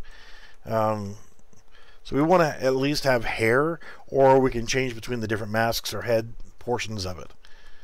So that's what I'm assuming you were referring to, right? Because you have inside of the heist pack the items, you've got the masks, but you also have hair. So that's cool. We have all this. So what we need to do is come up with, first off, you need to decide, do you want this to be static? Do you want them to always have this hair?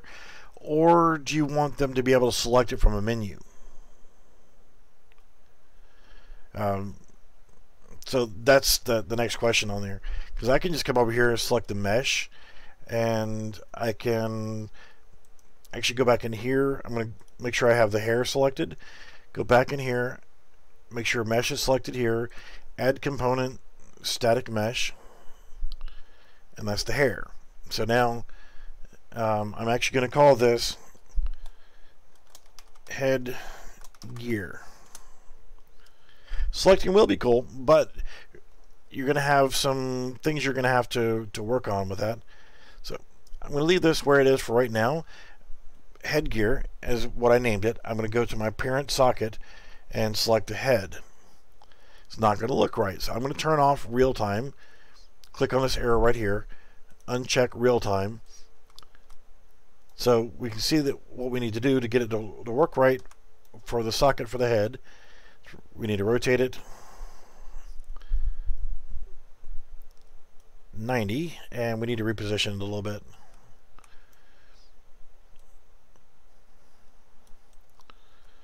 So there, we have it on there. So if we hit compile and save, and now if we go into our world settings, make sure we do our third-person game mode, hit play. Now we have our character. He has hair. So what happens now if I want to put on a mask? I'm getting ready for my heist, and I want to go ahead and put on the my mask. We're going to have the M key. We're going to use that as a binding. So come in here and go to our event graph. Yeah, that's really, really simple. Find an empty spot in our event graph, and I can never remember it, but if you do keyboard, type in keyboard here, once you right click, scroll up and you can find the key that you want, the letter M. Another way you can do it is you right click and you type in escape, and you can just use keyboard event for escape, and then come up here and then manually select keyboard and whatever letter you want. We'll do the same exact thing. So now when we hit our M key, we want to put a mask on. So what we're going to have to do is get a reference to our headgear for one. And now this is going to be the simplest way of just having one mask. We're going to put it on and we're going to take it off as we need to. So what mask do you want to use? Alien, the balaclava, the tiger, the luchador. Just tell me which mask you want to use. I'll go with that one. Donald Trump.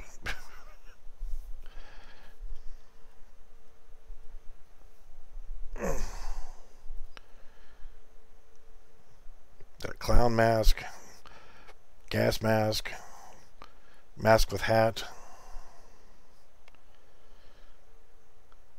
Well, it's just for, you know. Okay, let's go with Donald Trump. So I'm going to go ahead and select that. I'm just going to click on it right there.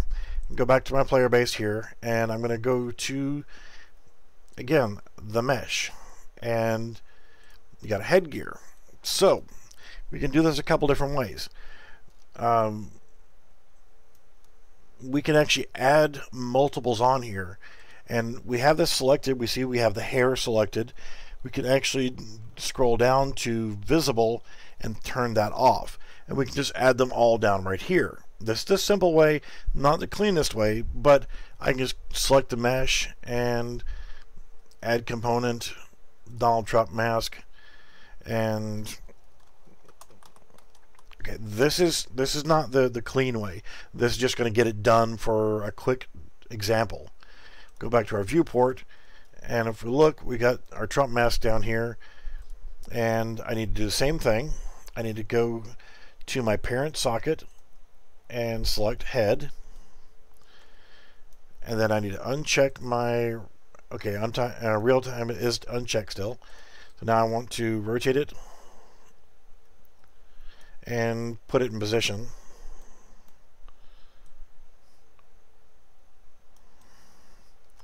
So it does completely cover the head, everything combined. So that's kind of like cheating here. So if we wanted to, now we can also come back down here and turn invisible to off. So this is the stupid simple way, okay?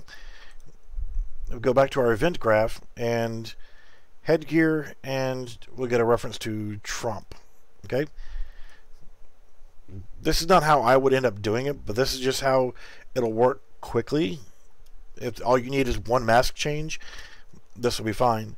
So we're going to come off of pressed from our M key and flip flop. So it's a toggle system now.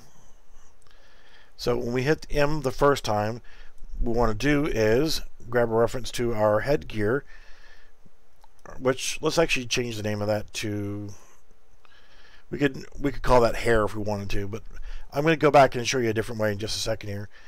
Drag off from headgear and set visibility. Okay, then I'm going to connect that.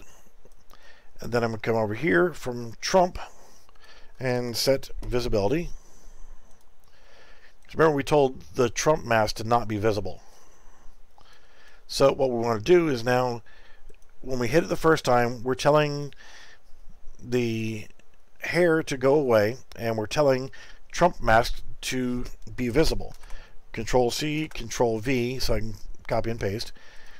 So again, now just the opposite. When we hit it, the key again, we're going to tell it to make the hair visible and Trump invisible. We can make Trump go away with one key press. So I'll come back and showcase this a little bit better. So now we've got our hair. Hit the M key and we're Donald Trump. Hit the M key, we're back to our hair again. I mean, you can even see the shadow changes. Just by hitting the M key now, we're just cycling back and forth between it. So yeah, that's that. Yeah. Just press M to remove Donald Trump from the world. Alright, so that's the simple way of doing it. Just changing visibility on it. Another way you could actually get as complex as you want to. That's just a super simple way. I actually have I don't remember where I put them, so I made a set of icons for all of the masks from this asset pack.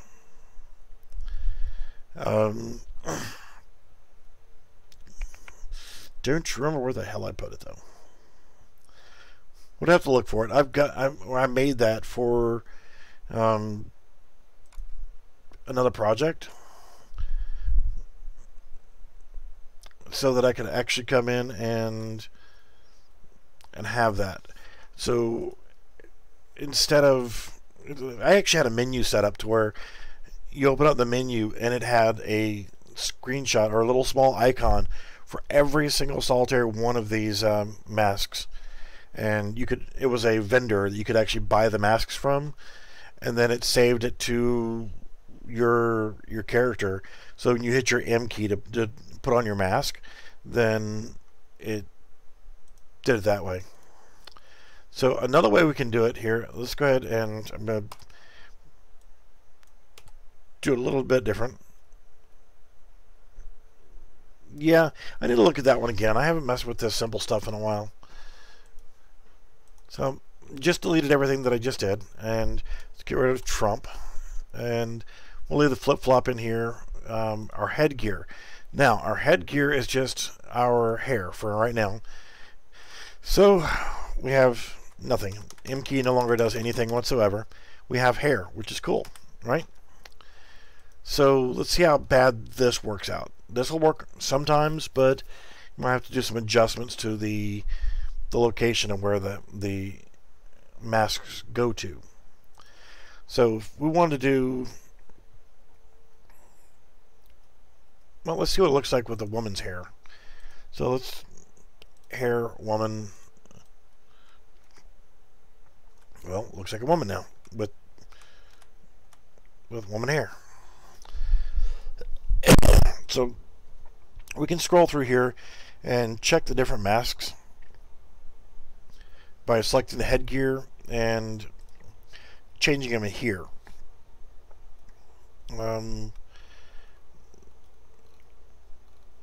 Let's see, like the alien mask. That's not going to work because it's a partial mask. It only covers the front of the face, so you'd have to have this as an add-on mask.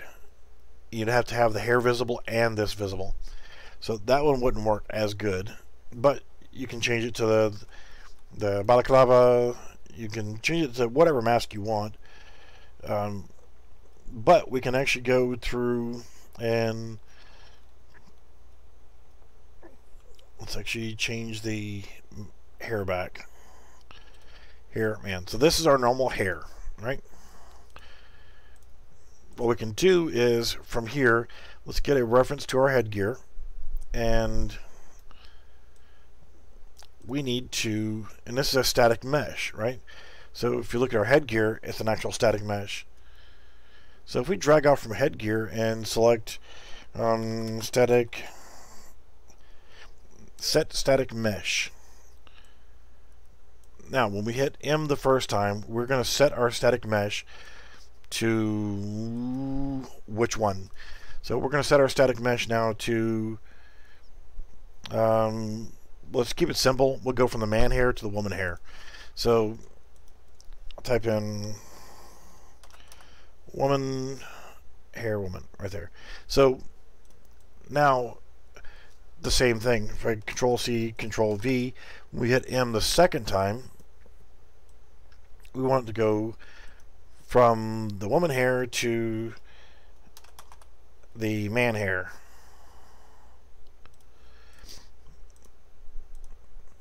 Oh, yes, shut up. Connect your target. So now when we do it that way, we're actually going to change the static mesh from the man hair to the woman's hair.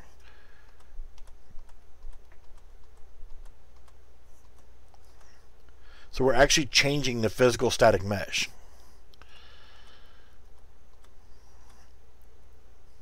So instead of just saying toggle visibility of 97 masks attached to your character, now we can physically change the static mesh with our key press. Now if you were doing a list, then you'd have to create a series of like widget blueprints and things of that nature. If you're not very good with doing widget blueprints, learn how to do them. Get in there and screw around with them. They can actually be a lot of fun. It's like building a map, but it's for your eyes only, right? So changing your static mesh, this not only works for this as well, but what if we want to change the static mesh for our player? Because you got this guy right here, with the overalls, and then with the duffel bag as well. So what if we wanted to add that duffel bag in and change that character? So I'm actually going to go back to the regular overall. I'll save, come back over here, and for the giggles, we're going to do another key binding really quickly. Well, we don't actually have to. So we can actually, if we want to, when we hit the M key, we want it to change to the girl hair and give us a duffel bag. Doesn't matter. You get the hint of what I'm actually doing here. So I can get a reference to our regular mesh. And now, our regular mesh is a skeletal mesh and not a static mesh. So what we're going to have to do then is set skeletal mesh instead of static mesh. So Control C, Control V, put that in there. It's the same principle, but we're just changing the static mesh in the first part and the skeletal mesh in the second part. So we know that we had what was our main character? It was male overalls. So we need to go back to there and female overall. Well, in that case also, we could actually change this to the female character as well. So we're going to give her the hair, then we can have female overall, and we're going to turn it back into the male. We're going to do a quick sex change here.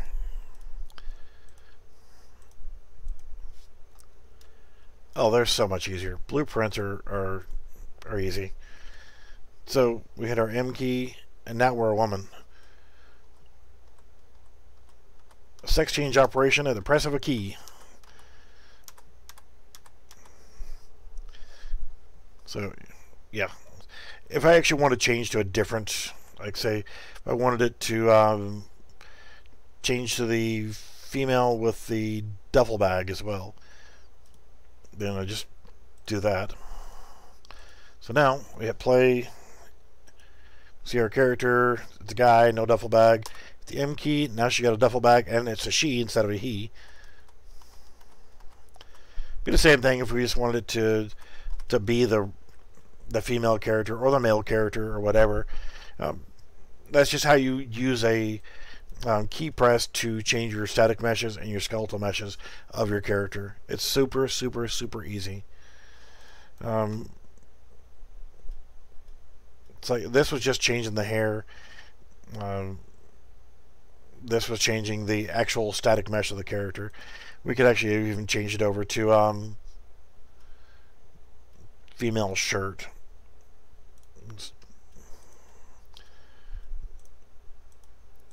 So if we go in here, hit M, we're a completely different character. So now we have female hair, we're a female wearing a shirt, and we're back to the male. So I mean, hell, I mean it's all pretty much the same thing. You can change it however you want to, and you don't. It doesn't have to necessarily be a key press. You could actually put this in an item in the map. You step on a pressure pad and it changes you into a woman, or changes you into having your mask on, or whatever. You can. It's triggers. Everything can be broken down into questions and answers, and actions and reactions, in basic simple structure of, okay, when I press the M key, I'm going to use a flip-flop mechanism, which means I want to alternate back and forth. So when I press it the first time, I want it to set my static mesh, and I want to set my skeletal mesh. I can have it play a sound. I can have it do anything I want. Whenever I press that M key, it's going to do this action. So, you know, we changed her to a female hair. If you don't know which one you wanted to use that way, I can just select the luchador mask here, come back in and click the arrow, and now it set the luchador mask. So now when I hit the M key, I got a female character wearing a luchador mask. You could, you know, leave the skeletal meshes alone and just do the headgear only. And we got the man hair. Let's go with the female hair. Hair woman.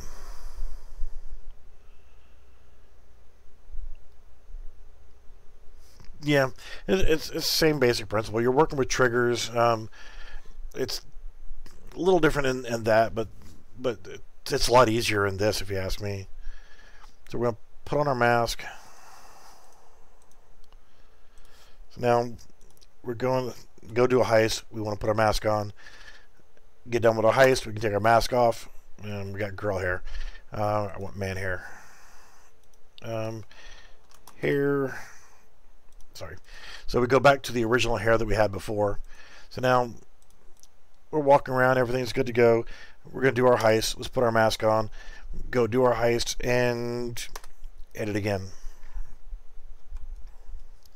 So you can set up a closet. You walk into a closet and you create a menu. And you scroll through the menu and select it. Doing menus, if you guys want, later on I can do another video just on setting up a checkbox menu system.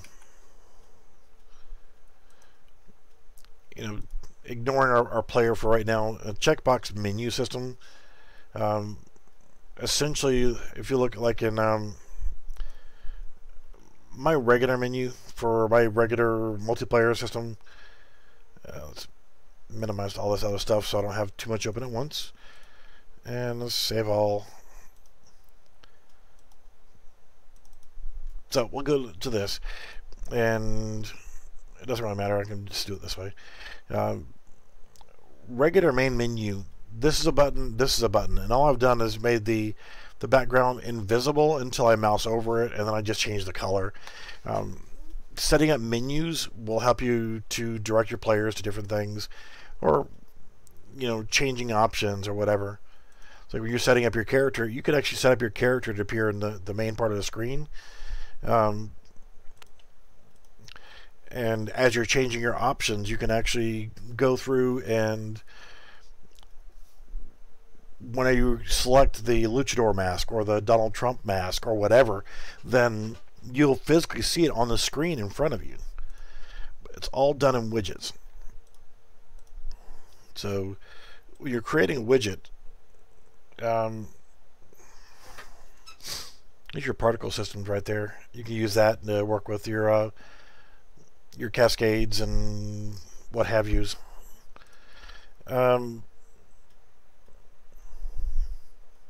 So yeah, with that simple portion of it, whenever you're looking that way, go to our map here. If we wanted to look at adding our character to pick up the duffel bag, so let's say that'd be easier to get into than doing UI stuff right now. I'll have to do separate videos just on that. Oh, I know the feeling. Oh no, this is what I do for work, by the way. I do this all day long. 12, 13 hours a day sometimes. But I'll do the quick auto pickup of the duffel bag. So let's look for the duffel bag. Items. Alright, so here's the duffel bag. What I want to do is I'm going to go ahead and make it to where when we step over the duffel bag, of course I got it fixed. Who you talking to, homie? Go to our assets. Let's go to, I'm not even going to make a folder for it. Blueprint, actor. We're going to do duffel. Good enough. Go in here. First thing we need to do is drag its ass over here. Go back to our props. No. Items. Go to the right folder, dum-dum. Duffel bag. Come over here. Select this. Static mesh. And there's our duffel bag. Then I'm going to add another component, which is a box collision. Oh, absolutely. That's the best way to do it, right?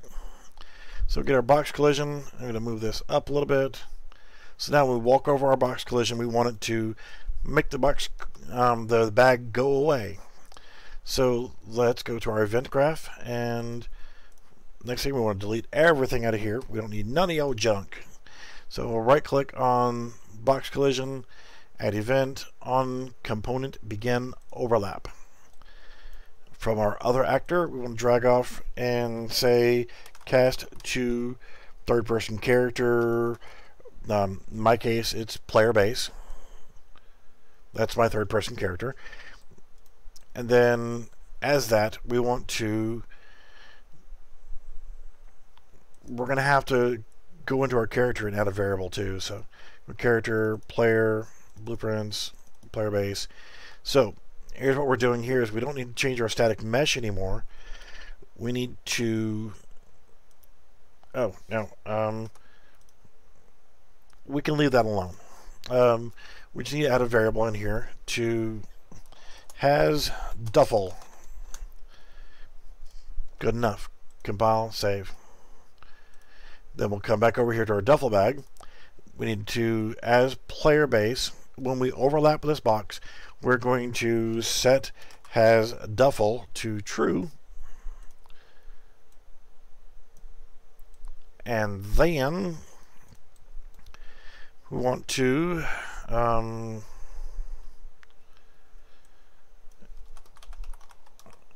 destroy actor. And it's not going to destroy us. It's going to destroy this actor. So that's all we got to do is just destroy actor. And then compile and save. So let's go ahead and throw the duffel bag into the map. hit play, walk over, and bang, it disappears from the map. And now we need it to show up on our back. So let's just create an event tick, but we're going to come back to that. We're going to build a custom event. Right click and type in custom. So we're going to add a custom event and duffel shuffle, whatever. So in the duffel shuffle, what we want to do is we want to get a reference to our mesh. We want to set skeletal mesh, connect that up, and we want our male overall duffel. So now what we're going to do is we're going to change our skeletal mesh to now represent that we have that particular one. So we hit compile and save. Now on event tick, hate to use event tick, but we're going to run this, and we need to add a couple things to this actually. Let's actually drag you over here. So when we trigger this duffel shuffle, we want the duffel bag to show up. So we need to add a branch node, and now we need to ask a question. Do we has the duffel? We has the duffel. True. Then change skeletal mesh. That's it. Then on our event tick, this is something that's going to be checked all the time. So we can now compile and save, then come off from here and add in duffel shuffle, our custom event. Now compile and save. So now when we walk over and we grab our duffel bag, we now have it on our back, and it's gone off the ground. I can't really make it any simpler than that. What if we want to get rid of the duffel bag? Put our mask on. Well, if we want to go out of heist mode, we're done. We want to take our mask off, and we want to drop the duffel bag. So it'll be just basically the same thing. Go back to our player. Now we can come back right here, Control C, Control V,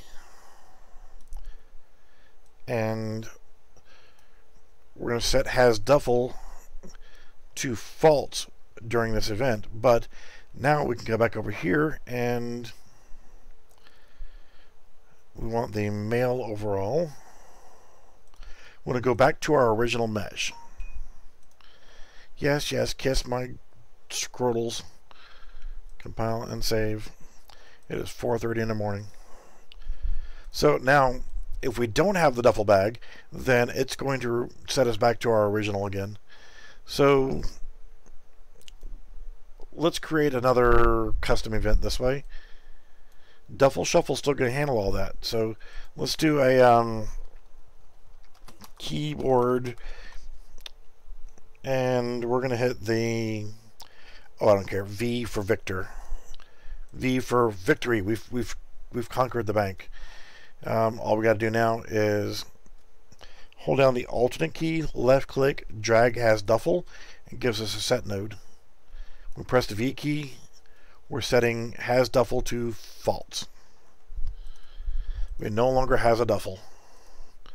So now we go in here. We're running around. Everything's good. Let's put on a mask. We're going to go pick up the duffel bag full of money. There we go. Now we're going to run around. We're done with the heist. We're going to take off our mask. And let's go ahead and get rid of our duffel bag. Now, what if you want the duffel bag to show up at your feet? Aha. Getting complicated. No problem. No problem. Couple ways to do it.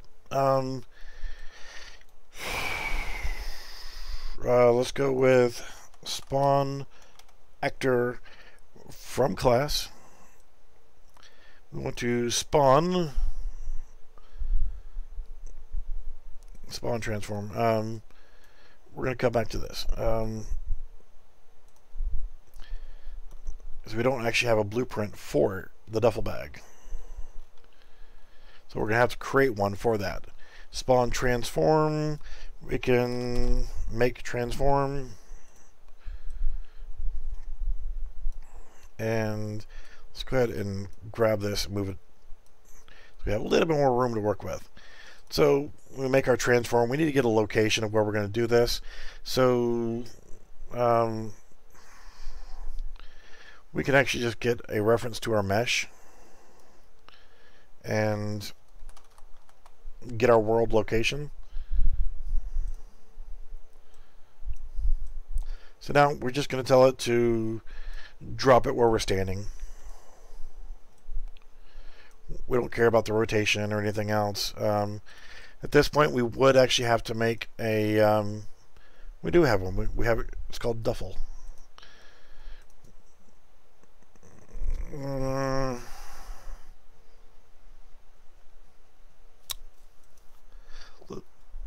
Let's actually make another one, because this one will automatically trigger as soon as we drop it. We'll automatically pick it back up because we're in a collision box. So we need to right click on this, and I will create a duplicate. We'll call this duffel underscore dropped. Call it whatever you want, but go into our duffel dropped, and we need to get rid of our box collision. We're not going to need that for right now, and we don't really need that for right now. We just want it to be a duffel bag. We want it to be immovable. Can always tell it to become something else later. So now from our spawn actor from class, we want duffel dropped. Yeah, that would be a good option and a better option. You don't want to just automatically walk around the world picking up everything. So you walk over it, you get a prompt, and so that would take more time to actually lay out. But like I said, I just want to be quick about this. We're already past the 2-hour mark, and my voice is getting tired. And it's 20 minutes till 5 o'clock in the morning. Compile and save. I'm probably going to need some other stuff in that, but I want to do a quick test. So now we don't have it. If we hit V, unfortunately, that could be problematic. Because it's not going to check, do we have a duffel bag? So we can just infinitely spawn duffel bags. So when we hit the V key, we need to add in another variable system here. So let's do that, and let's go ahead and bring in a branch. And we only want this to work if we has a duffel. So now, compile and save. I knew that was going to happen, that's why I wanted to show that. Now if I hit V, it's not going to work because we don't have a duffel bag. So, and our mask is totally independent. It doesn't matter if we have it on or off. We come over here and pick up our duffel bag. We're good to go. Now, when I want to get rid of it, I can hit the key. Now we're standing on it. If we don't want to stand on it, then you could change your offset. You could get this world location. You could actually have it drop in front of your feet. Say like get forward vector, and instead of doing it this way, you grab these, drag them over a little bit. I'm going to break this, and we're going to do actually vector. You can probably just do it this way: vector plus vector, or vector plus float, or whatever, or what have you. It's actually, forget about that. We'll just do this here. We'll do plus. No, we need to do vector plus vector. So vector plus vector right there. Connect that in here, and we want to change the, we'll do it by 50 and the Y and see what it does.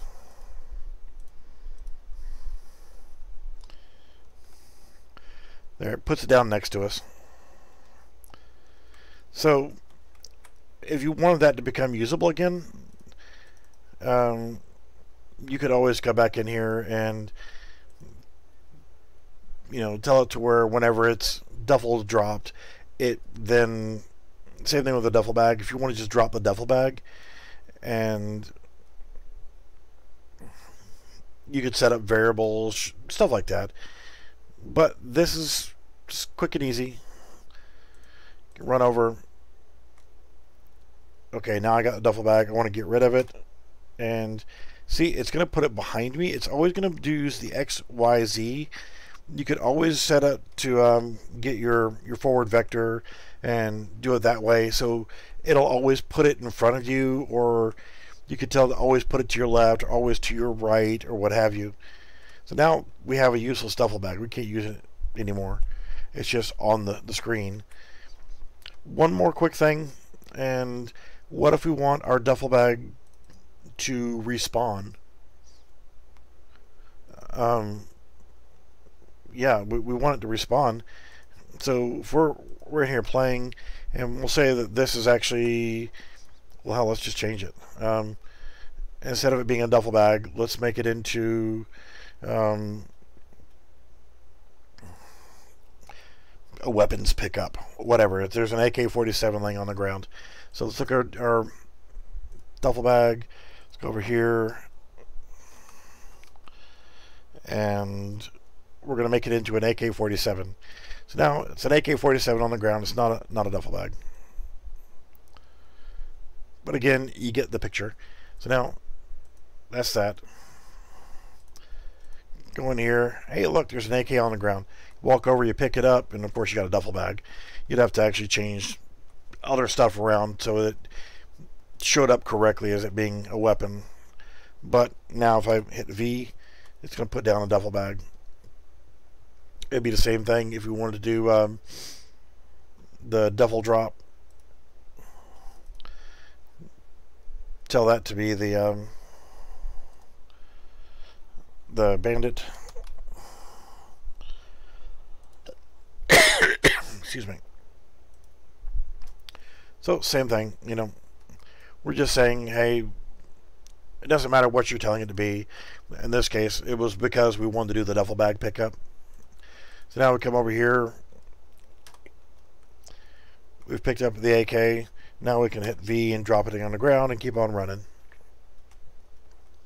We could have it set up to where it could actually be a lootable weapon. So if we did duffel, we wanted this to actually respawn. Say if it was a money bag or a first aid kit or whatever else, it doesn't matter. I mean, the whole principle here is, yeah, I'm getting ready to get off of here. This is over a 2-hour mark, and I'm getting a little bit on the horse side. But just want to show you quickly how you can get it to respawn. Instead of it destroying the actor, you could actually tell it to instead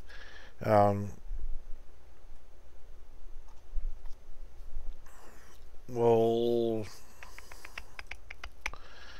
since we want to make sure that we had no collision on the item, and then we want to get a reference to it, and we want to set visibility to false. So as soon as we do this, we're telling the world that we now have the duffel bag or whatever. We now have the money bag, or we now have the golden apple, or whatever the hell it is we're doing. We're turning off visibility. We're going to run a delay, and we're going to wait for 3 seconds, and then we're going to set visibility of our, get your ass down there. We're going to set visibility of our item to true again. So it's just turning visibility on and off like we did with the masks. So now come over here, and as soon as we pick it up, we're good. And now 3 seconds later, it'll respawn.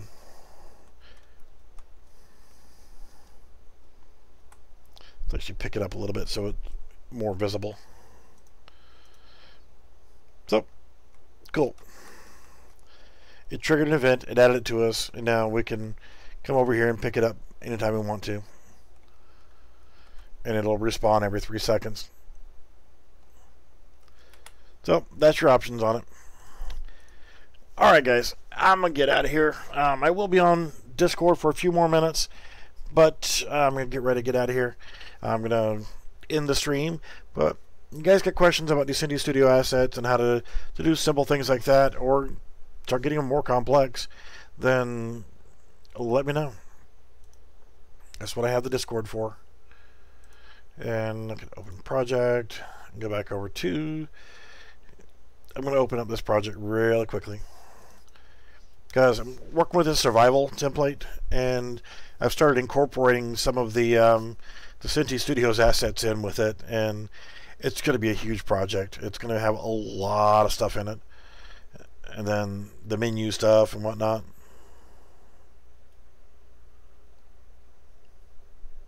Alright man, I'll be around. I'm probably only going to sleep for about 4 hours.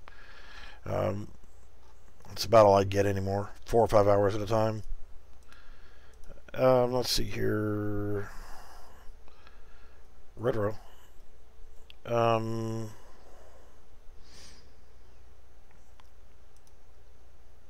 Okay, put it in the wrong folder. Test map. Alright, so I'm having some problems with the recipe on this, and I'll get back to this project later, and I'll stream about it tomorrow after I get some sleep. Come on. There's a lot of stuff in this. There's going to be a lot of assets, so things take a little bit longer to load. But if you guys haven't seen this survival template, pretty cool. There's a lot of potential. They got a new patch coming out soon for it. There's a lot of little bugs in it right now, but they're working on them.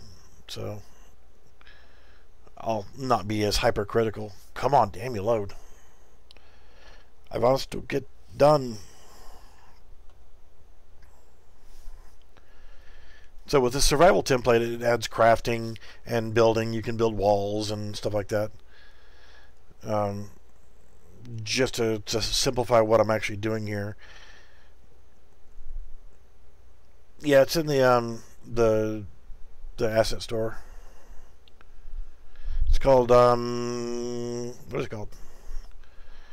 It is called the Survival Game Kit. So I'm having problems with my crafting bench recipe, so I gotta work on that. I'm just gonna add one thing in here really quickly. Well, no, I'm not gonna. I'm just gonna showcase this, and then I'll jump over to the other map. I haven't done the characters yet, but these are actually Cinti Studio rocks instead of the regular rocks from the project. Trees, bushes. You can harvest a bush by hitting E, and I get a log.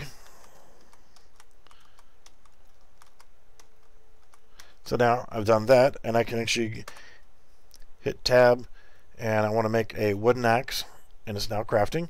So I got a wooden axe. I can come over to my Cinti trees and chop wood, getting logs and an apple every now and then. Yeah, that's what I mentioned to somebody else about. There's a lot of rust-like qualities to this. So I can actually use this same axe to harvest stone.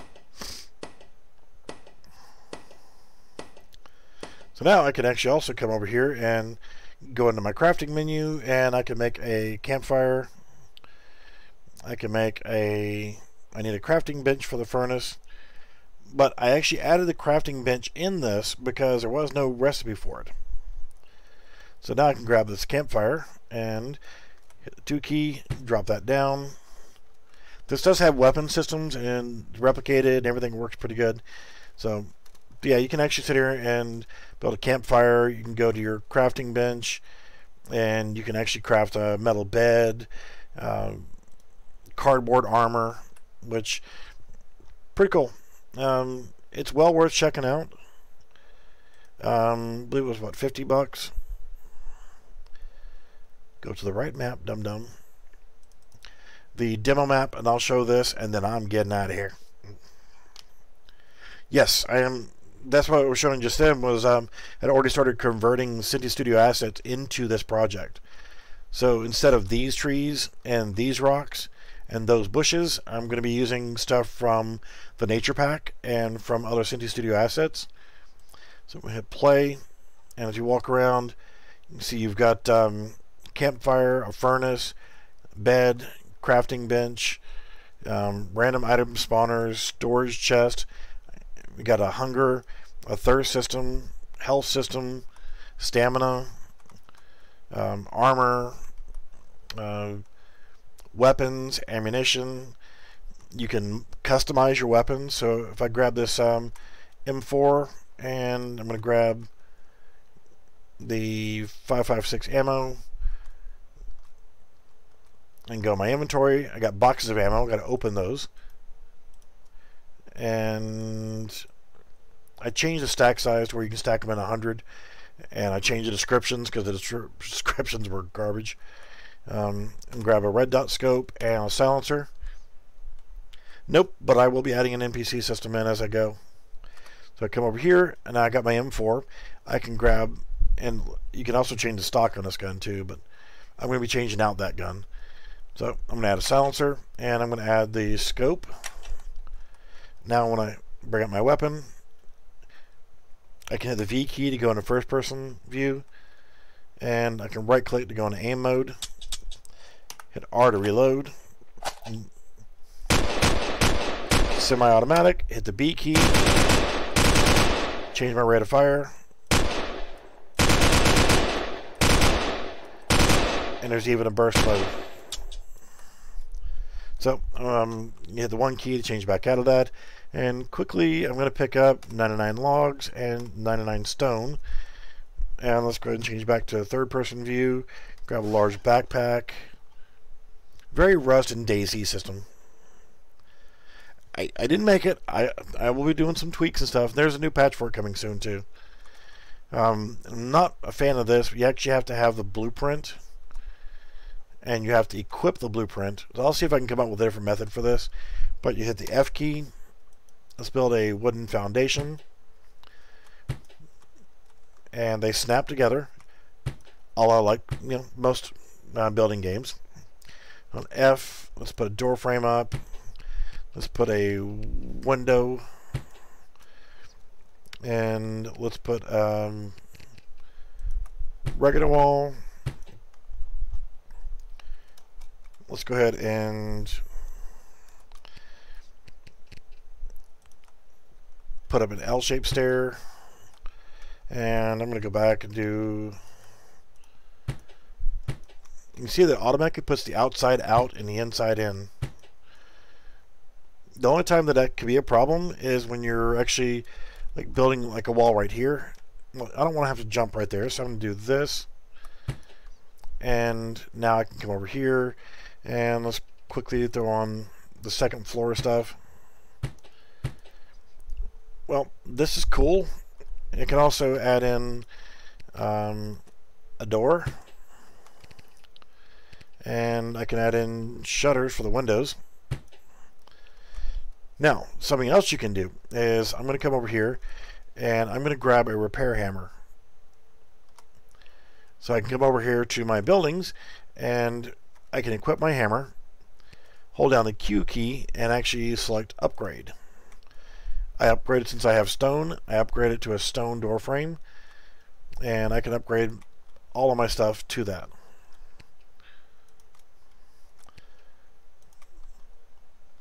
Now I have to do some other tweaks on this until I get my hands on the next patch version of it. But I'm going to be doing some tweaking because currently, right now, the weapons are not set up correctly power-wise, and one shot from a shotgun will kill anybody and destroy entire walls, and it's like the ultimate of death machine. So you can upgrade all your stuff to the stone, which I think that's pretty cool. You start off with wood, and then you can upgrade to stone by having stone. You can... Yeah, that's the thing, is be careful with buying assets. I have to strangle somebody and reel people back in saying, hey, ease up on the assets, because a lot of stuff that some people look at, oh, well, you know, you can actually make it yourself. But isn't this cool? Yes, it's cool, but you can do it yourself. This, you have a 4-second delay on a water drink zone, so you can come over here, drink water. Or I can consume the bottle from my hot bar, and I can eat an apple. And their sound attenuation was broken all to hell and back. I've already fixed that.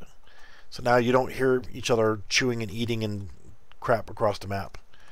I can harvest the bushes, get wood from harvesting those, and get a regular axe, chop those down, get a pickaxe, chop that. But, yep, that's cool. Awesome stuff. This is a decent asset pack. I will be doing more with this, and I will actually be doing the conversion to the Synty Studios assets. Probably going to leave these wall sections in for now. I'll come back to those, but I have fixed a few of the issues with this asset pack. The number one that was bugging me was the descriptions on the weapon stuff has been fixed, and the sound attenuation's been fixed. But it's nice that you do have an easy enough to work with asset pack for the different survival stuff, the crafting and the weapons. But with them, they didn't have an actual menu system. So I've added my menu system to it, and let me make sure that I've got this set up. So at F2, I want to copy the name Showcase, go to my main menu widget. Come on, come on. Go in here. Yep, already got it, so that's good to go. So now if I go to my main menu map, so now I think what I'm actually going to do is I'm going to package this up, and I want to do some testing on this here shortly. So if you hit play in standalone, this will come up. I'll go ahead and I'll package this, and I'll go ahead and so we do multiplayer, host. So you got the Steam thing right there. Farts are scary when you're old. So yeah, that's a hell of a good game name, right? Make, and then it'll take a few moments here, and it'll load directly into their map.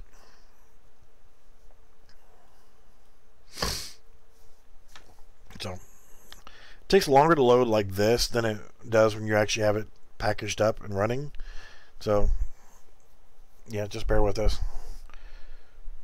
It won't be as bad as actually doing the maps earlier, where it dropped down to 1.5 frames per second.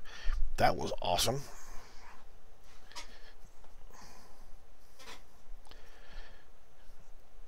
Alright, so there we go. So now we can run around, everything's awesome. Hey, I can hit escape. Oh no, I can hit escape and I can resume game. Okay, that's no problem. Or I can hit escape and I can go back to the main menu. There we go, escape. Exit. So I'm going to go ahead and package this. And I need to go to this project settings, check one thing really quickly.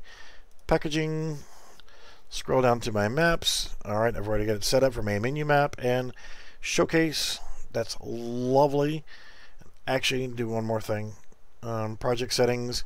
Since development build with advanced sessions does not like anything but Windows supported platforms, I'm going to uncheck everything except for Windows, because that's all I'm going to package it for right now anyway. So I will get that rolling, and I may post a link to this as a standalone playable, so it'll be kind of like a a try before you buy. But I want to kind of wait until they get their next patch out before I do a try before you buy. A TV4. So, survival test. That's lovely. And let it rip. Alright. So, yeah, it's going to give you an error on Apple stuff because I said, screw you to Apple. I don't like apples. Apples suck. Anyway. Alright, guys. Thanks for watching. Check back in with me, and I'll do some more streaming throughout the weekend, and we'll have something to play with by the end of the weekend. Alright, guys. I'm going to take a break for a little bit, but I will be available on Steam here shortly. See ya. Thanks for watching.